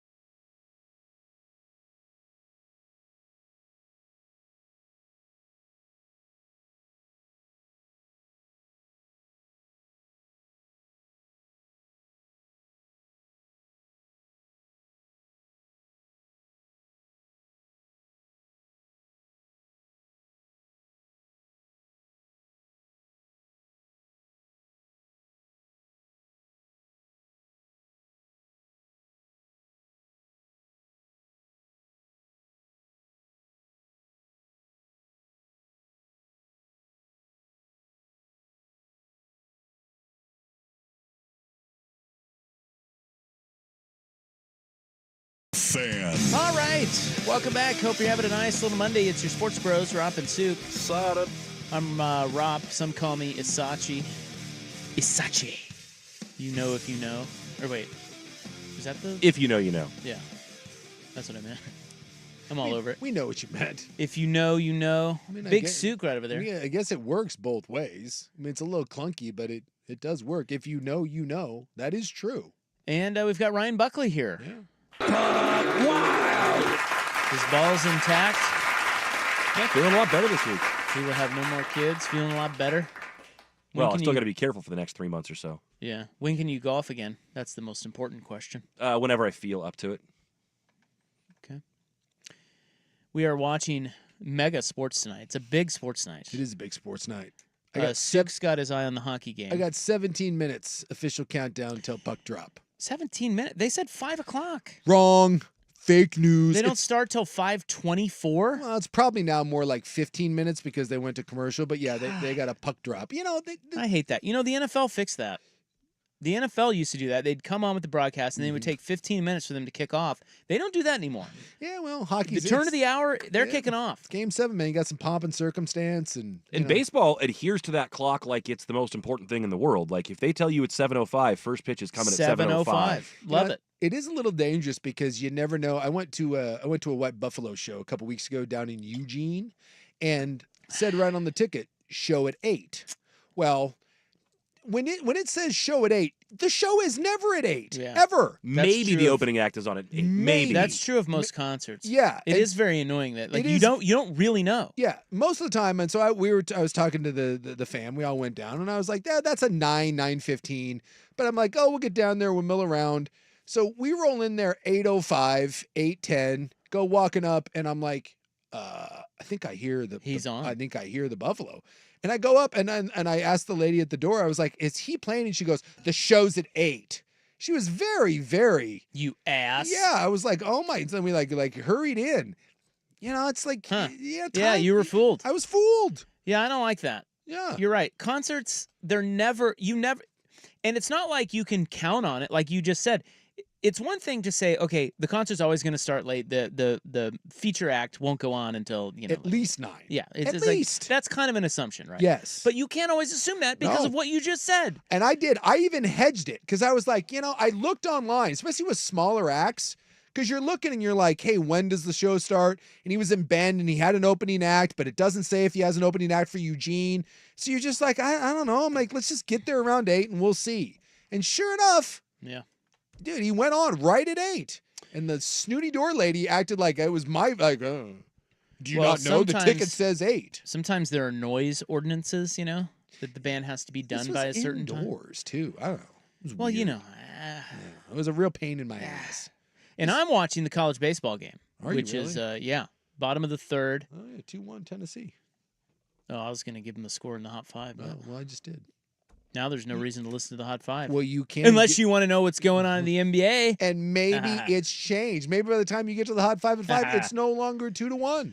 Coming up here, we got a little SEC talk pertaining to tonight's game. In baseball, that is. Mm-hmm. And Oregon's new court has been revealed. We're deeper in the woods. God dang, what do you think? So we'll talk about that. Club 1080 tonight. Hawk to a girl now has merch and no job. And we have the latest. Hawk to and spit on that thing. We have the latest trend in men. Is it the Hawk to a girl? Because I think she's pretty popular. You want to look like a rodent. Huh? This is the thing. Really? Hot rodent men. Interesting. That'll be in the club, 6 to 7. Right now, the Hot 5 at 5. Hawk to and spit on that thing. Hot topics, hot opinions. Oh, Charlie, I'm hot today. And hot air. It's time for the Hot 5 at 5. That's hot. The Hot 5 at 5 on Primetime with Isaac and Soup. No, I mean it. That's very hot. The Hot 5 at 5 with Isaac and Soup. Brought to you on The Fan by Victor Rico's Mexican Food, the most popular burrito spot in Oregon. Online at victorricos.com. Number 5. Hey, the Blazers have 2 new assistant coaches under Chauncey Billups. He has hired Nate Bjorkgren as a special assistant. Sure. I had heard it was going to be his top assistant, but maybe that's what makes him special? I don't know. Oh, this says he served as a special assistant to the staff last year, but he's now been hired. And then they also have added some guy named Chris Fleming. So would you like to know who those guys are? Was it Fleming that was the one-year coach of the Pacers? Bjorkgren. Oh, he was. Yeah. Look, he's a native of Storm Lake, Iowa. Ooh. Is there something in sports that I gloss over more so than assistant NBA coaches? The only thing here that I think could be significant, it might be future interim head coach Nate Bjorkgren. Oh, there you go. Will we know how to pronounce his name by then? Debatable. Bjorkgren? Bjorkgren. Yeah, I think that's Number Bjorkgren. 4. Bjorkgren? It just doesn't roll off the tongue like Gutekunst Well, perhaps or he whatever. should change his name for Well, us. unfortunately, when you go to the Scandinavian countries, they don't necessarily flow. It's a weird language. Well, raise your hand if you forgot the Cavs needed a coach. Cleveland is hiring Warriors assistant Kenny Atkinson to replace J.B. Bickerstaff. Now, I've actually heard of, and he was one of Steve Kerr's top guys, and because he's been rumored for a bunch of jobs. And he had previously been the head coach of the Nets when they went through their attempted super team that flopped. Meanwhile, Pell's assistant James Borrego, now the front runner for the Pistons job. He worked with GM Trajan Langdon in New Orleans. And we also have the Wolves and their coach, Chris Finch, agreeing on a new 4-year extension. Wolves meaning Timberwolves, not the... Opposed to the other Wolves? Red Wolves. Or the... I don't think there is another Wolves. Well, but, maybe some people don't know that. And they're like, wait, what other wolves? It's surprising that we don't have another wolf. There's only one wolf. Hey, I have wolf news later in the club. Ooh. Some lady got eaten by wolves. What? Yeah. That never happens.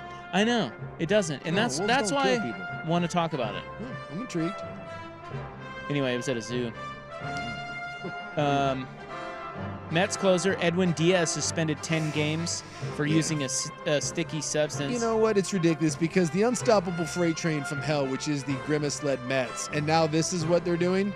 They're trying to take the Mets down with these BS. You can't cheat. It's not BS. As a matter of fact, the BS. umpire said, dude, we do this thousands of times. Stop it. That is a sticky substance. No, it's Edwin not. Diaz was lying. It's fine. The Mets and the Yankees are butting heads. Subway Series, is that what they call it? Subway Series? They will be at Citi Field beginning tomorrow.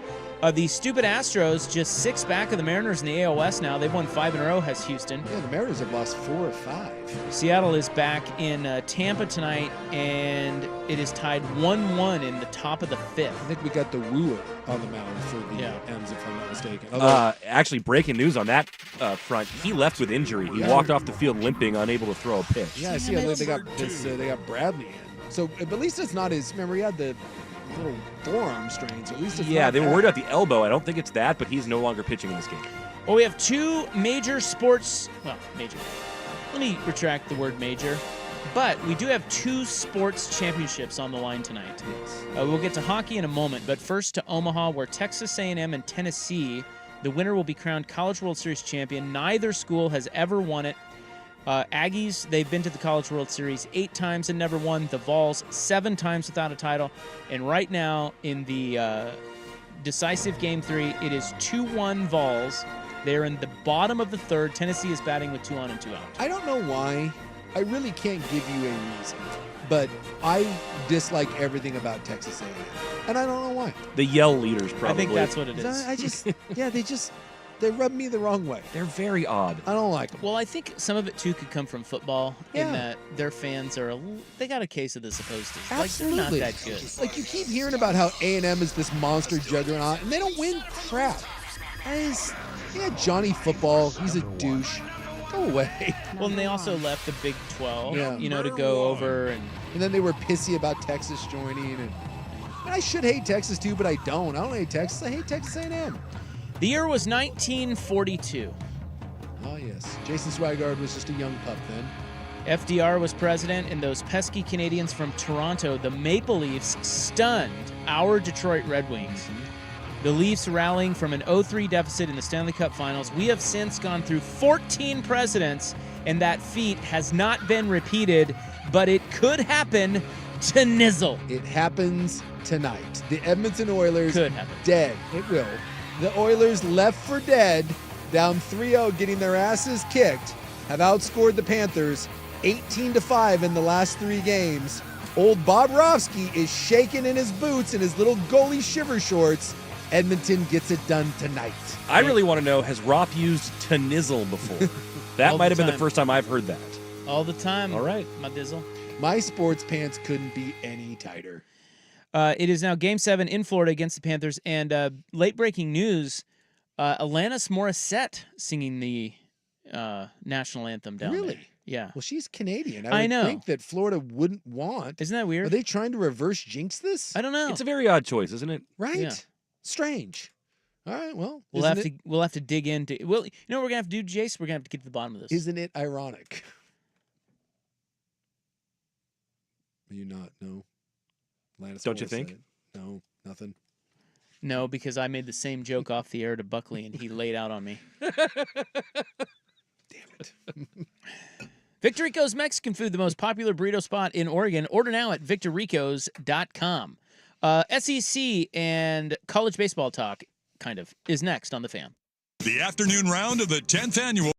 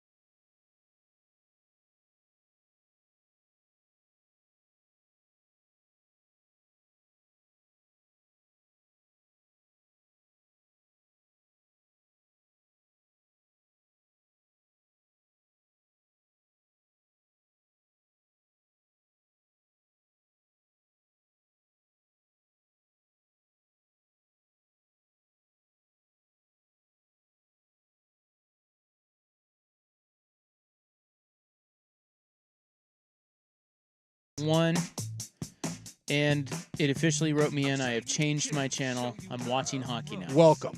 Yeah. Welcome in. I was going to go chronologically. I was going to go with the game that started first, the College World Series game, but it's dragging along. It's in the 4th. It's kind of boring. Yeah. This looks bananas. And by the way, Vancouver 4 text line has chimed in, and those damn texters, they are right. What do they got? Florida won their first. Remember, like Spurrier and like those guys when he played, they never won. He won a Heisman. Florida actually won their first national title in 1996. Okay. So the last time we had a first timer would have been Florida. Was that Werfel? Who was that? Who did they beat? That was probably Werfel in 96. They beat Nebraska. Had just thumped them, I believe, the year before. Yeah, that was the big Tommy Frazier Orange Bowl. Yeah, and like Lawrence Phillips, and they just kicked him right in the grundle. I'm trying to remember who Florida. I think they beat Oklahoma, but you're gonna have to look that up. I think they got Big Game Bob in that one. Yay? No? Maybe. Looking. Don't know. So other sports, first time. So here's what we're talking about. Let me reset this. So the SEC is about to win a 5th consecutive College World Series title with 5 different teams. And neither one of these teams has won a national title. So this would be a first for Tennessee or A&M. Right. So when was the last time in each sport we had 2 teams that were playing for their first titles? So college football, I don't have that one. If Florida played Oklahoma that year, then it wouldn't have been that one. It wouldn't have been because Oklahoma won a bunch. But I have baseball, NFL, NBA, college basketball, and the NHL here. Okay. Can you remember any of those that you think might be right? Might be. Because I will say 2 of them happened recently. I know one of them. Maybe Golden State, Oklahoma City. Was that Golden State's? That was Western Conference Finals. Oh, that was, again, I pulled a Buckley there. Yeah. But you know what would have been? The Golden Knights and the Florida Panthers. Neither of them had a title. Year. Just last year. Yeah. That was it. You're right. So you got the NHL one. Well, who did Golden State win their first? They beat the Cavaliers 3 times, and then they beat the Celtics. Well, I'll say that the Cavs have never won one, so I'll say that. But I think the Warriors did. Did the Warriors win one? Back in the day? Well, they won in '75 when they first got to the Bay Area. Rick Barry, those guys. I was thinking that was more of like because Barry and stuff. They were in the ABA, but they won one after the merger. They did. All right, I believe that they did. I stand down. I don't know. I don't know who was the NBA. They beat. So Florida, by the way, beat Florida State. Really? Oh, really? And that wasn't? Huh. Did they really play for the? Was that like Wenke and? Yeah, they beat Florida State. Oh no, they just lost to Florida State, and then they beat them again in the title game, in the Superdome. But Florida State, that wouldn't have been their first, so okay. At least I don't think. I don't know when Florida State won theirs. So that was '96. I would because they won theirs with Charlie Ward. I want to say they win some long time ago. I don't think so because Florida State wasn't very good until Bobby Bowden got there. National and they won titles, theirs in 93. '93. Yep. So okay. All right, baseball. I'll give you a hint. George Brett. Oh, are we going back to Royals Cardinals? Nope. Royals Phillies. Oh, 1980. Yeah, I guess I. And the Phillies won it. Yeah. With Pete Rose. That was the first time the Phillies won one, huh? Yep. Again, wouldn't have got that. NFL. Maybe something involving like the. This is one you should probably get. I was thinking like Rams, Patriots, when Carolina. Who I'm trying to just. Although it's kind of hard to. I don't know. Buckley, you may know this. Panthers, Eagles. Do you remember when the Niners won their first title? When they won their first? That was 81. No, right? because I was not born then. It was like 81 because that was Montana and it was before Jerry Rice. That was Montana and Dwight Clark and those guys. So was it? Did they beat the Broncos? Who did they beat? No, in 81 I think they beat Cincinnati. Did they not? Well, the 81-82 season, yeah. That was it right there. So that was it? Yep. Okay. Bengals, Niners, 1981. Because people forget that when they played again with Rice, and that was the John Taylor and the drive and all that, that was a rematch of San Francisco Cincinnati. I just didn't know that was So you got to go all the way back. 1981. So 1980 in baseball, 1981 in football. NBA was a little more recent, and that was 2006 Mavs Heat. Okay. Oh, okay, that makes sense. That would have been Dirk versus LeBron, I think. No, it because was Dirk against Dwayne Wade. Oh, Dwayne Wade. That was That's Dwayne right. Wade That was and before Shaq. LeBron got there. Yeah. Yeah, because Wade and company won one before. That was after the Lakers broke up. I thought that the Mavs beat LeBron his first season there, but I may be wrong about that. No, I think it was. You're right though. I think it was the Dirk team against the D Wade team. I don't remember who beat. It might have been the Spurs that beat them. Yeah, that could be the first year that they were there. And then college basketball. You should get this one. College hoops. More recent. Again, these are the last time in each sport 2 teams were playing for their first titles. Baylor Gonzaga, maybe? That's it right there. Boom. Yep. Well done. You nailed it. I was just thinking it had to be like a Butler, but I was trying to think Butler played Duke, and you just kind of go down. And, yeah, Baylor Zags. Yeah.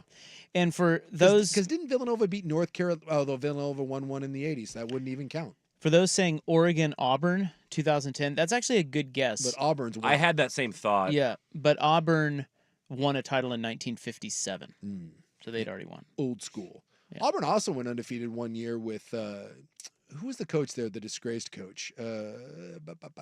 Hugh Freeze. No, no, not Tuberville. God, why can't I think? Gene Cady.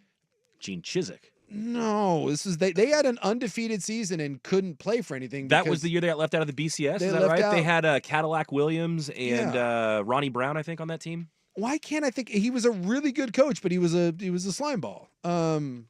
It's driving me nuts that I can't think of who that guy. Boy, I have no idea who you're talking about. No, you'll know. You'll know it the moment you hear it. You'll be like, oh, Terry Bowden. There you go. Yeah. Oh, the great Terry Bowden. Yeah, Auburn had an undefeated season, but they couldn't. Ohio State had one of those where they went undefeated the first year that Urban Meyer was there, and they couldn't play in anything. Those damn NCAA rules. All right, up next, Oregon reveals its new court. 5:45 on the Fan. It's time for a Ducks Report, the inside story on Oregon athletics. Brought to you by Mods PDX. The future of building is here. You guys know the Olympic trials going on down in Eugene, but Oregon thrower, shot putter Jada Ross named a finalist for the Bowerman Award that goes to the top male and female track and field athlete across all of the disciplines nationwide. Never heard of that before. The Bowerman Award. But it sounds like a great honor. It's basically like the Heisman of track and field, but for men and women. Yes. Huh? Oh, kick ass. Jada Ross. Mods PDX, the future of building is here. The home of dirt and spray. I'm dirt. That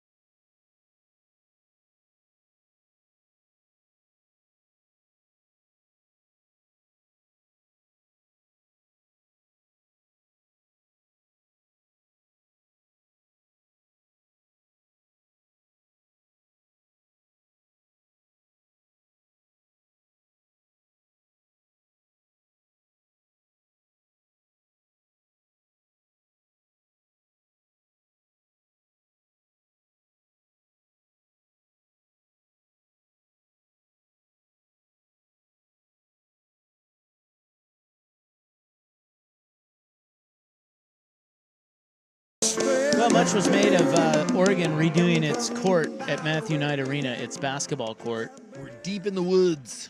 Well, the design of the old court, the tall firs, right? It was good and cool, but over time, I thought it got really distracting. And when you were watching a game, I just never liked it. Yeah, it lost a lot of flavor, even with Duck fans. Like when it first came out, it was like, oh my God, we've never seen anything like this. And Tinker Hatfield designed it. And you're right. It was like one of those, we've all seen that, like where a car comes out and it's like really cool. And then a couple years later, you look at it and you're like, ooh. Well, it's gold fixtures and bathrooms and stuff gets dated, and the court was dated and it needed a refresher. It was just really distracting. Yes, and busy. They've toned it down, so they've redone it. Yeah, and much has been made of the big remodel, and they finally revealed it. And I was reading an article via Duck Territory. Yeah. Okay, so they interviewed the guys who did this, Quinn Van Horn and Todd Van Horn. I bet you the Van Horns got paid a lot of money to slightly tweak the court. The design and inspiration of the courts. They did a big interview with these guys. Yeah. And I got to tell you, if you look at the court and you see the new court, you're like, okay. Yeah. It's nice. It looks like a toned down version of the old court. Exactly. The trees are still there, but they're more green and they're kind of softer. Yeah, they're more transparent. They kind of blend in. It's almost like ghost trees. I didn't know, too, that each one of those trees apparently is the actual tree of the wood used to create the court for Matthew Knight Arena.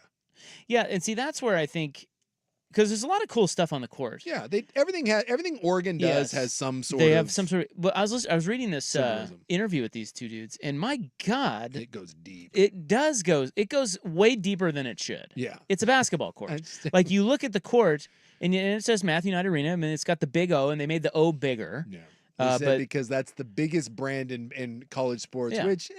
Okay, but, whatever. Well, but I get why they. I mean, that's what should be at center court. It's easier to pump up your shooters too when you say they're hitting logo threes. You make the logo bigger; it's not quite as far. That is true. The logo 3 now is just an NBA 3. That thing is huge. But it's also got migrating ducks on it. You know, some other stuff. The ducks are in a certain formation. Hello. So they're in the formation where there's one missing. Yeah, so there's they're doing the flying V, but they're doing the missing man formation, and that's for Matthew Knight. So that's a nice touch because obviously he passed away. And well, in the original design, which I didn't know, as they were talking about in here, was the idea of Matthew Knight looking down. Yeah. And all of us looking up. Yes, at the court, because obviously looking down from heaven, looking up from where we're at. Yeah. Yeah. Okay. I mean, there's a lot of cool symbolism in there, but yeah, the missing formation duck on the baseline, it's a nice little, it's an homage. And again, I like that everything on the court now is way more subtle, and it's just it's you can see it, but it's like faded. Again, it kind of looks like a bunch of ghosts on the court. It's way better, and then they did the. There's like 19 different colors of green that Oregon uses. This is their apple green, and I think it's the best. It's the best one that they have, and it looks sharp.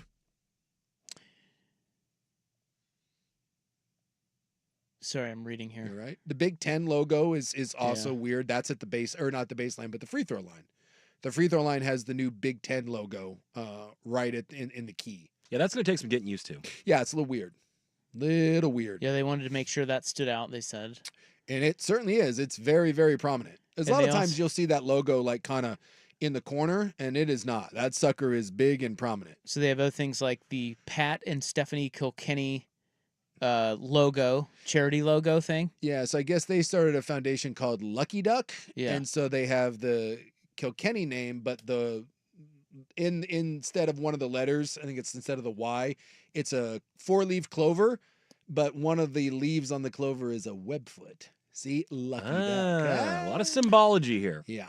Symbology. I don't know if that's a word. I don't think that's a word. Oh, it very much is a word. Strategery.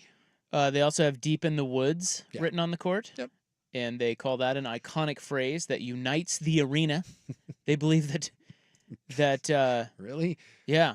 And they put it right in front of the opposing bench. Unites the arena where to make them think they're deep in the woods and screwed. Where people because they're going to get eaten by a cougar. People don't really go anymore.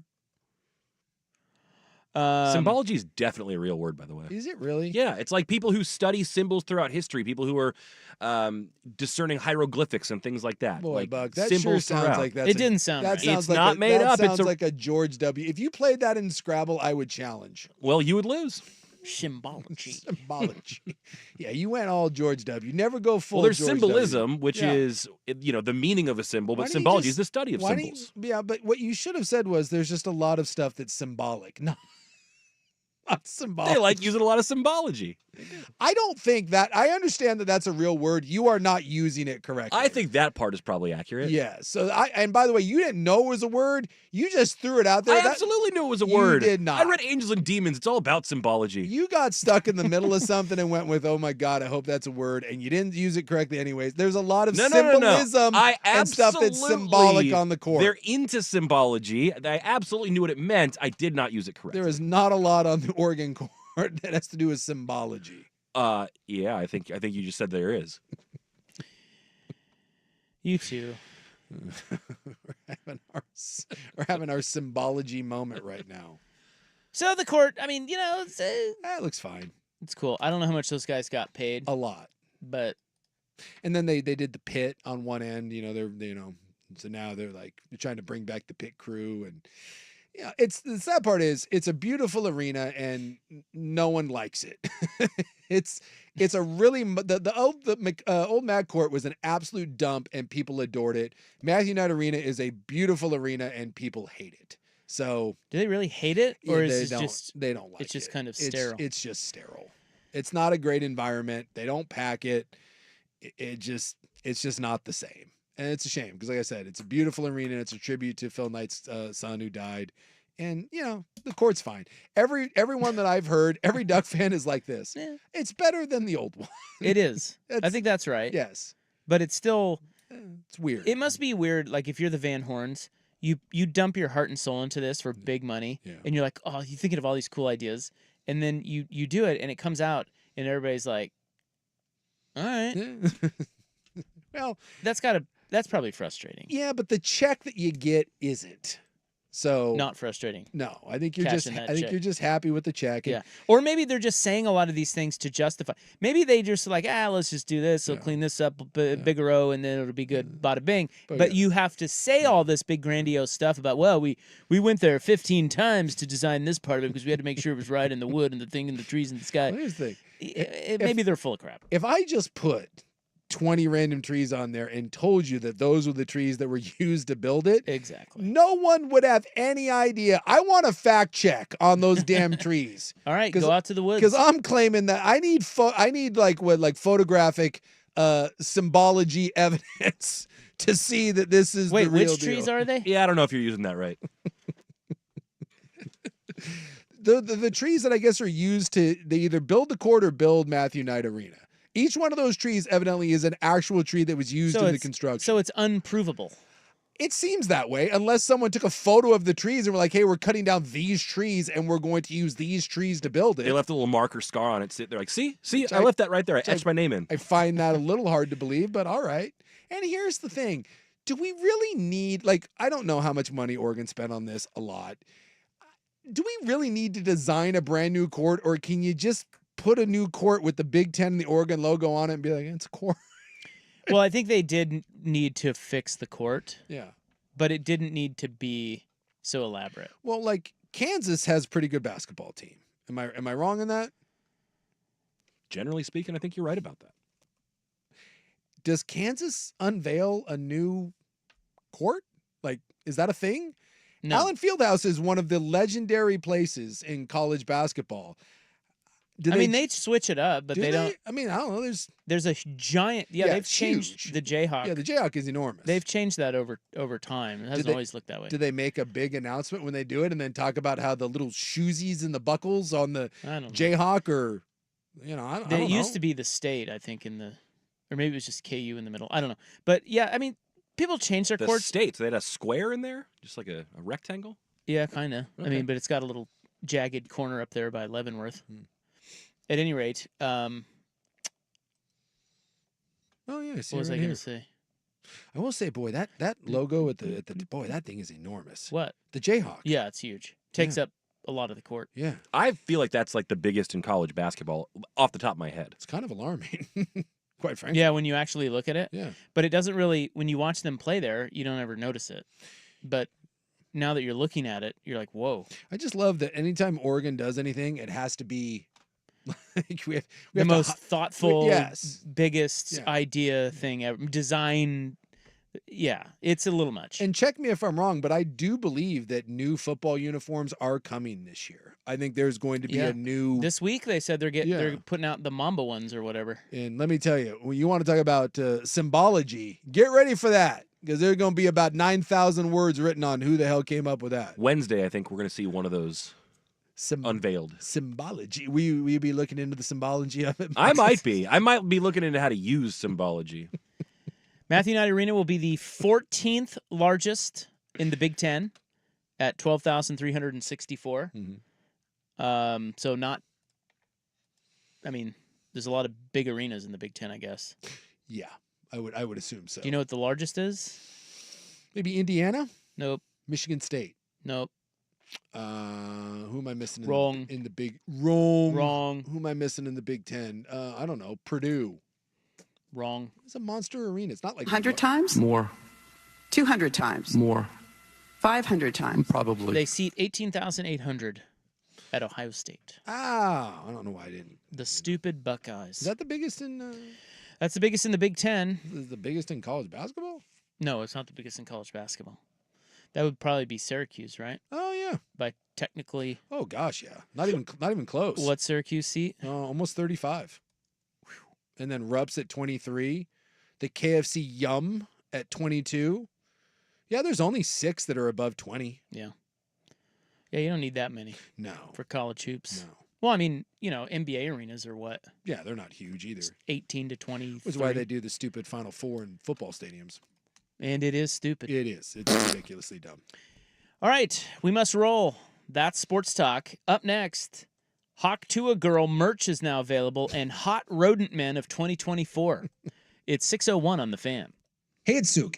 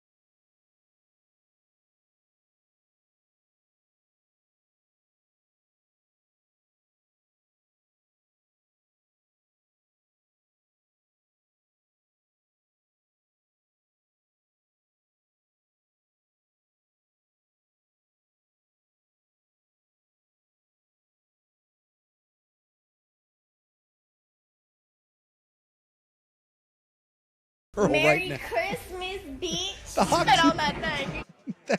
It's bigger than Catch Me Outside. Catch Me Outside did not have this kind of clout.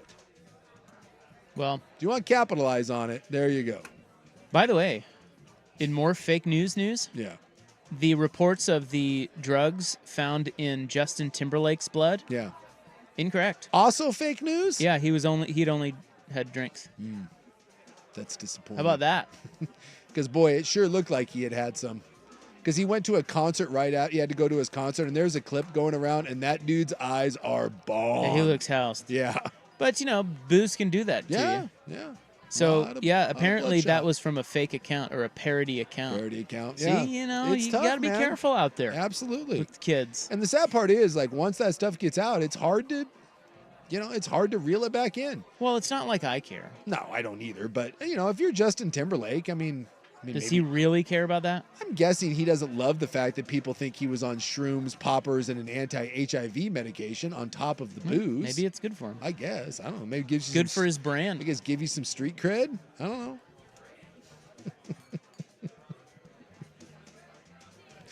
Someone said, Vancouver Ford text line, you're thinking small, pitch a Hawk to it and Friends reality show to the networks, think Jersey Shore. There you go. Yeah, well, she's hot enough that people are going to want to see more of her. Yes. There's no question Well, about the Oilers girl, that flashed her up tops, Playboy already grabbed her. That's right. Oilers Kate. Yeah, she did an online thing for, I don't know if she fully geared down. The one I saw, she was just in, some. They will probably make you pay for the online subscription to find out. Yeah, she was just in some undies and, like a wife beater sort of thing with some skates on. I'm guessing, yeah, you probably do have to pay whatever that is, which I'm not doing.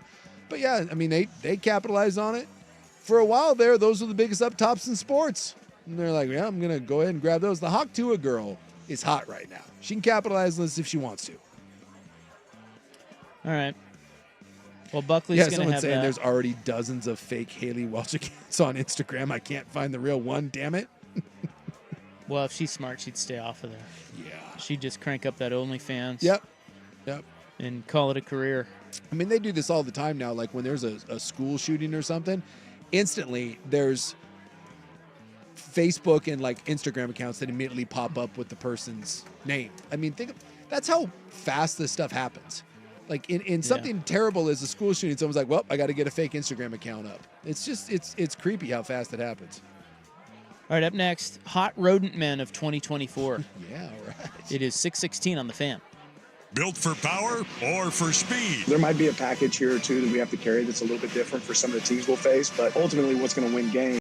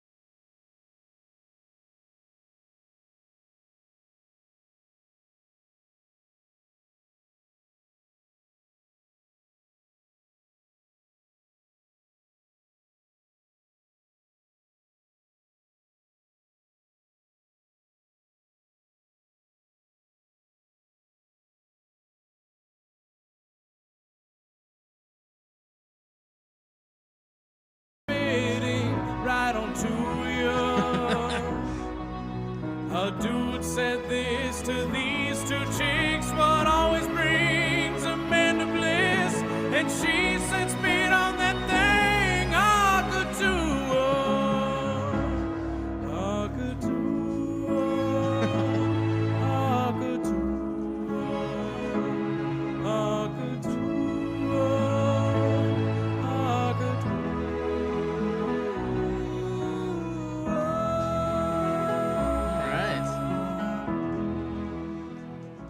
That's good. That's pretty good. Is that AI? You said?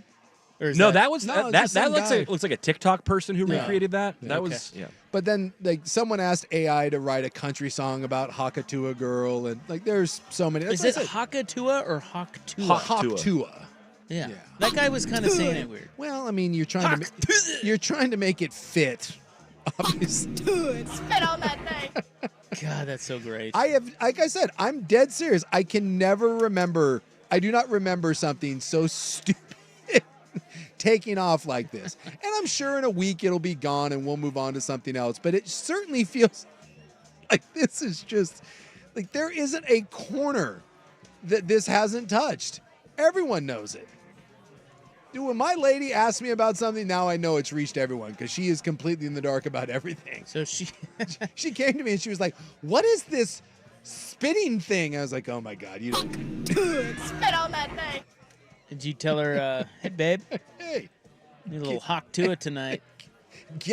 You know how many guys are playfully like, "Oh, wouldn't it be hilarious? If you just kidding, but if you really want to, you probably should. You see what it's all about." No, you should. Yeah, that's disgusting. I would never ask you to do it, but if you want to do it, that's okay. Everyone's talking about it. Well, look, maybe let's talk about a little something about this that hasn't been discussed, and that is the Hawktua really that? I mean, that's not. I don't know. I'm guessing you don't get the Hawktua. Well, I can assure you that I don't. I don't think that's a 20-year together sort of thing. But I think that's more of a 23-year-old Nashville hot thing. It's not. I mean, I don't know. That's what she came up with? That's what she came up with. Yeah. There's better things. Maybe you and Nurse Nice need to come up with your own, and then you too can be viral. No, I don't want to. Because it's all about going viral nowadays. I love the. Yeah, that's the best part. It's the way she says it. And then Spit on that thing. Spit on that thing. She got a little stank in there at the end, and it made Well, that would work with. What is that song? Oh God, I'm hearing it in my head. Mick. It's a James Brown tune. James Brown. Spit on that thing. Oh, get up! Get up over that thing. Spit on that thing. Yeah. Uh huh. Well, We you need can do that. You need to get to Chat GPT right away. Or find an influential TikToker to help you out. Is that what it is? Chat GPT. I have that app, There is one. Yeah, there's a bunch of them. but I don't know how to use it. Chat GPT is definitely one of them. I want to know how to use it, but I don't know how. I don't care to use it. I kind of do. I Do kind of ya? want to play around with it. I want to create songs for us. Oh, yeah, you can probably. Because I couldn't do it musically, so No. I need Chat GPT to help me out. Well, I mean, that would, you can probably ask your kid. When in doubt, Yeah. just ask your I will. kid. We'll do it in Vegas. We're Yeah. going to Vegas this weekend. There you go. He'll be there. We'll be sitting at the pool. I'll be like, dude, No. show me Chat GPT. Exactly. And I'll buy you a drink. There you go. For $25. That's the key to anything. Just tell your kid. Like my kid's a computer science major, so I'm like, I call him computer boy. Listen here, computer boy. I'm paying you a lot. I'm paying a lot of money for you to become computer boy. So figure this out. Like my printer isn't working. He came to me the other day, old James Eiserman, and was like, "Hey, Dad, the printer's all wonky. It's putting lines through there." And like, he's like, "Hey, I did this, this, and this, and it's not working." And he's looking at me. I'm like, "What the hell do you want me to do about it? You're a computer boy. Why am I paying $20,000 a year to send you to school to learn about computers, and then you're asking me that there's a printer problem?" And he just was like, "Yeah, it's a valid point." And then you backhanded him. Well, like, why are you asking, like, as if he's going to ask me, and I'm like, "Well, son, let me tell you exactly what you need to do to fix the printer." As if I have any idea. And this is what I get him with. I hit him with. "Yeah, it was causing me problems, so I replaced the ink cartridges, and after that, I don't know what you want from me. I paid for the ink, now figure it out." And he was like, "Yeah, I'll get on that." Is it a bothersome trait? And I wonder if all kids do it. I'm sure I did it too. Yeah. When the littlest thing has them jammed up and they come straight to you. Does that bother you? It's like, dude, figure it out. Yeah, I mean, They do that. There's some kids do it about everything. Sure, technically it is my printer, so I understand why he came to me. But I was a little annoyed in that, again, it's an electronic problem.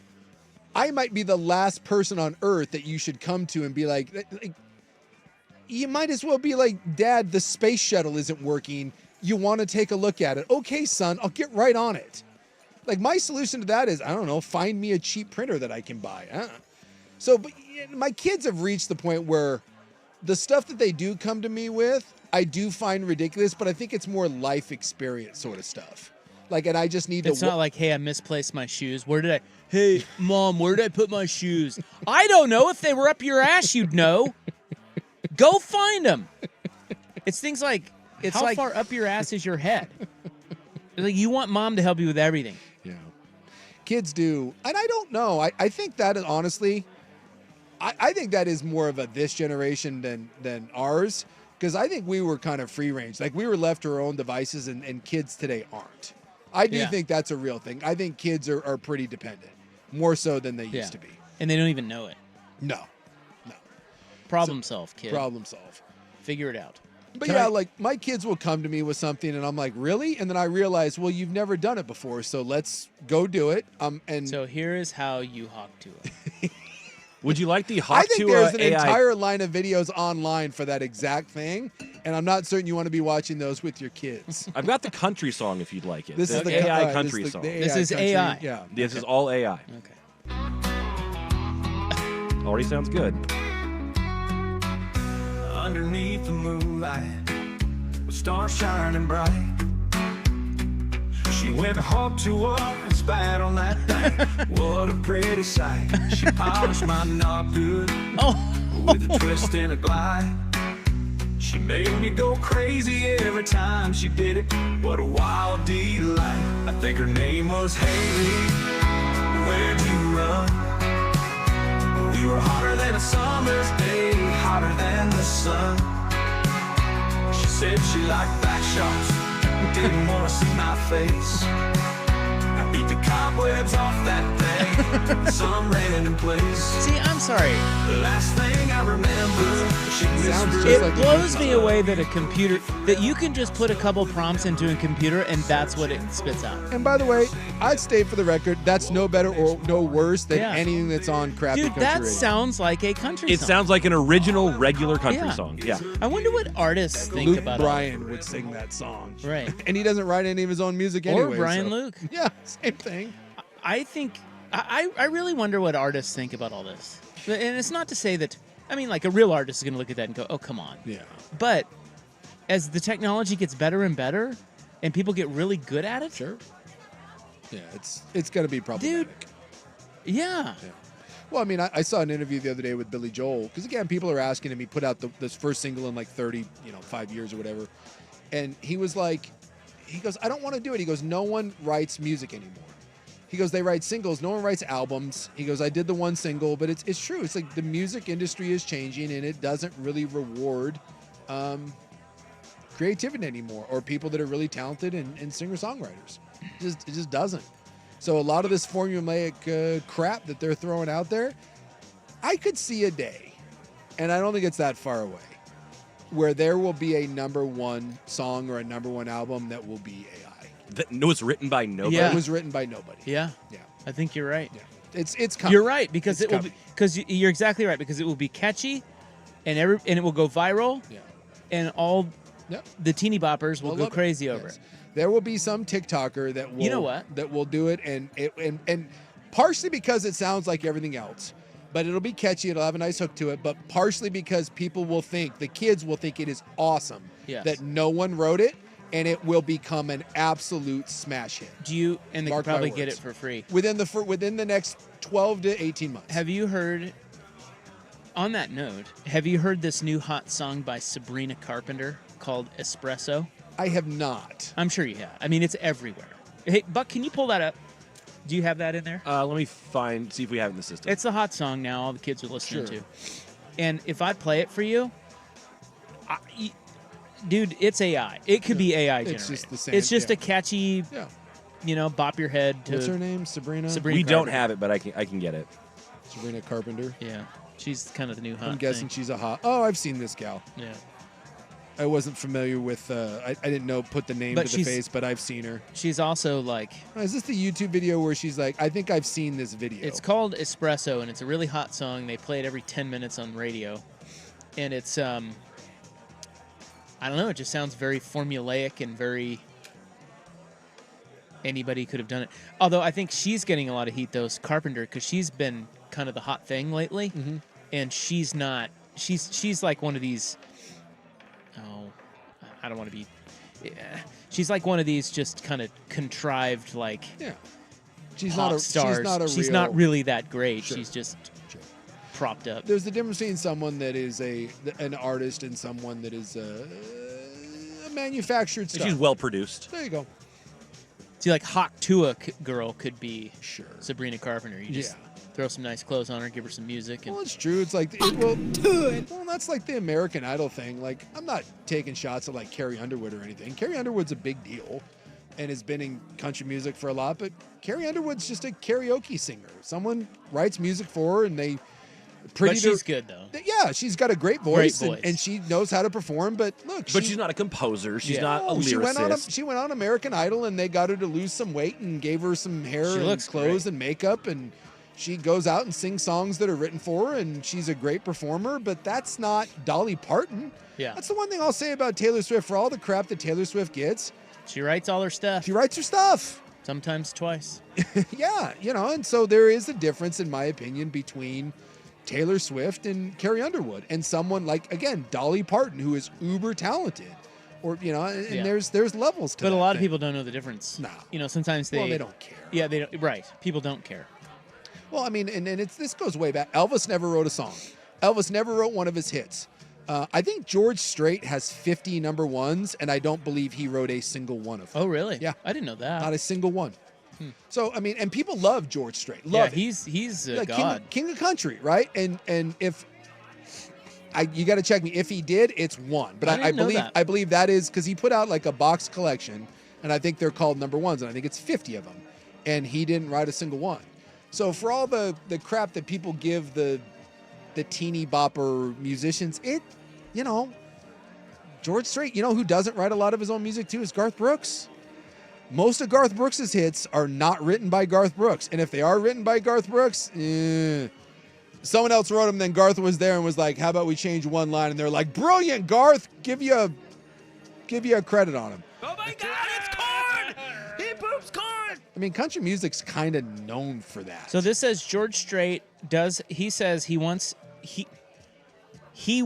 said that one of his biggest regrets is stopping writing. Yeah. Here are the songs that he wrote or co-wrote for himself. I Can't See Texas From Here, Drinkin' Man, Every Little Honky Tonk Bar, I Believe, Let It Go, Out of Sight, Out of Mind, Living for the Night, Shame on Me, Here for a Good Time. He's got that something special. I'll Always Remember You. Those are no. I Just Can't Go On Dying Like This, House Across the Bay. Yeah, none of those are hits. And there are others here. Yeah, 60 number one hits officially, 33 years, and never wrote one. So, he may regret it, but you know what he doesn't regret? That big fat paycheck that he got, and no one criticizes George Strait. People do criticize Yeah, I just Elvis. don't think people know that. Yeah. You know? They didn't write them. I mean, that's like, again, no one cares. No one cares. All right, But we do care when it's like, we'll murder a 25-year-old like kid that's pre-produced and packaged. We'll murder them and be like, oh, you're not a real artist. Well, is George Strait a real artist? Again, was Elvis a real artist? Was Garth a real artist? Of course. They're all real artists. Yeah. They're just not songwriters. All right. It is a hot rodent summer. Next, here's Buck. Spit on that thing. Now,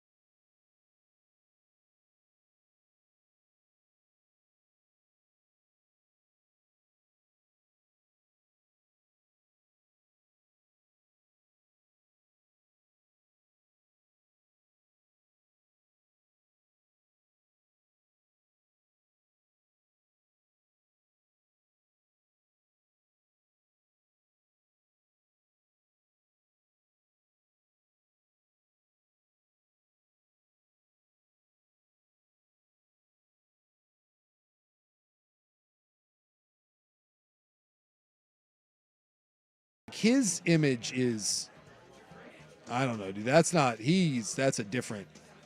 That kid Well, I'm not saying he's hot. He just looks like a rodent. That kid terrifies me. Is he? Did he die? Yeah, he died. He killed himself. Most of them do. Yeah, he shot himself in the school. Well, and the worst part, like, I'm not trying to be morbid or whatever, but I swear to God, in every photo that kid had, he looks like he just saw a ghost. He's got like that weird, like, he's just how anyone didn't look at him and be like, yeah, that kid's gonna do something, and yet they all gave him guns. Someone asked who's the most rodent boy at the station, and there is one answer. Yeah, one and one only. One only. It's Brandon Sprague. No. What? Dusty Harrow. No. Yes. No. Dusty Harrow looks more like a rat, a hot rat boy, than Brandon Sprague. I don't think so. Are we gonna have to take this to the people? I think we're gonna have to take it to the people. Sprague has all of the prominent rat boy features. Look, let's be honest. Dusty's kind of bulked up over the years. Sprague has stayed lean and mean.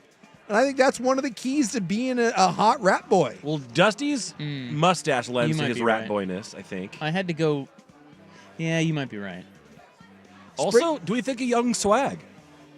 Young Swag? I mean, he's got the angular nose, I think. I'd have to see Swag. But think about it. Sprague weighs like 140 pounds. He's white as all get out, right? He's got some of that, he's got the handsome jaw feature. I'm saying, if we're going hot rodent, I think it's Brandon Sprague. Although Dusty's mustache does have a weird rodent quality about it. I think we take it to the people. But my vote, squarely in the corner of hot rodent Brandon Sprague. Well, if you were to ask who are the hottest men at the Fan, those two would probably be battling it out. I Right? would think so. They're very good looking. Yeah. I would think Fan Man probably wins that. Fan Man's a handsome dude. He is. But if you're asking who's the hottest rodent, who's the Fan hot rodent man? I think in a traditional beauty contest, I go with the Fan Man. All right. But if we're judging on rodent hotness, I think it's Sprague. Especially if we put them both in a Jeremy White wife beater, Sprague wins by a mile. You're telling me you can't see going into a trendy bistro in Portland, down in the Pearl, and seeing Sprague working the countertop? Dusty's gotten just a little too athletic, bulky. Yeah. Sprague's got that thin, Yeah. defined frame. That's right. That's it. That's right. Yep. I think that's right. I think that's what puts Sprague over the top here. I could see Dusty. Young Dusty, yes. But I could see Sprague back there working like he's like yes chefing back there. Just working some stuff, cranking out like $37 cocktails, and some emo girl being like, oh my God. Do you also have to be a little brooding? I think that's maybe better on Sprague than Dusty, too. Yeah, Sprague definitely broods. He broods. And he's always posting shirtless photos of himself as well. He's a shirtless runner. There's a sheen to him. Yeah. Feel pretty confident in this one. And I don't know what Sprague thinks of being the station's hot rat boy. Does he like that? Because it is a compliment. I don't know. We are His saying phone's probably blowing up right now. well, we are saying he's the hottest rodent on the Fan. Well, and apparently it's hot rodent boy summer, so it's a good thing for him. It's in. Yes. I mean, clearly it's not any of us. That's not working here. Yeah, I think I've got more of a hamster guinea pig thing going on, maybe. You and me both, fella. What are those weird Brazilian rodents? Is it the capi? Oh, a capybara? Yeah. Is that what they are? Either that or like when my beard gets extra long, I get a lot of the Lorax as well. Bald, got a lot of facial hair. I'll get one of those. Yeah, I'm the Lorax. I'm speaking for the trees of Portland. All right, gotta run. We'll wrap it up next on The Fan. Are you looking forward to a nice, relaxing night this summer? Well, then you better stay home, because we're throwing a rager and everyone's invited. Portland Pickles Baseball is back, baby.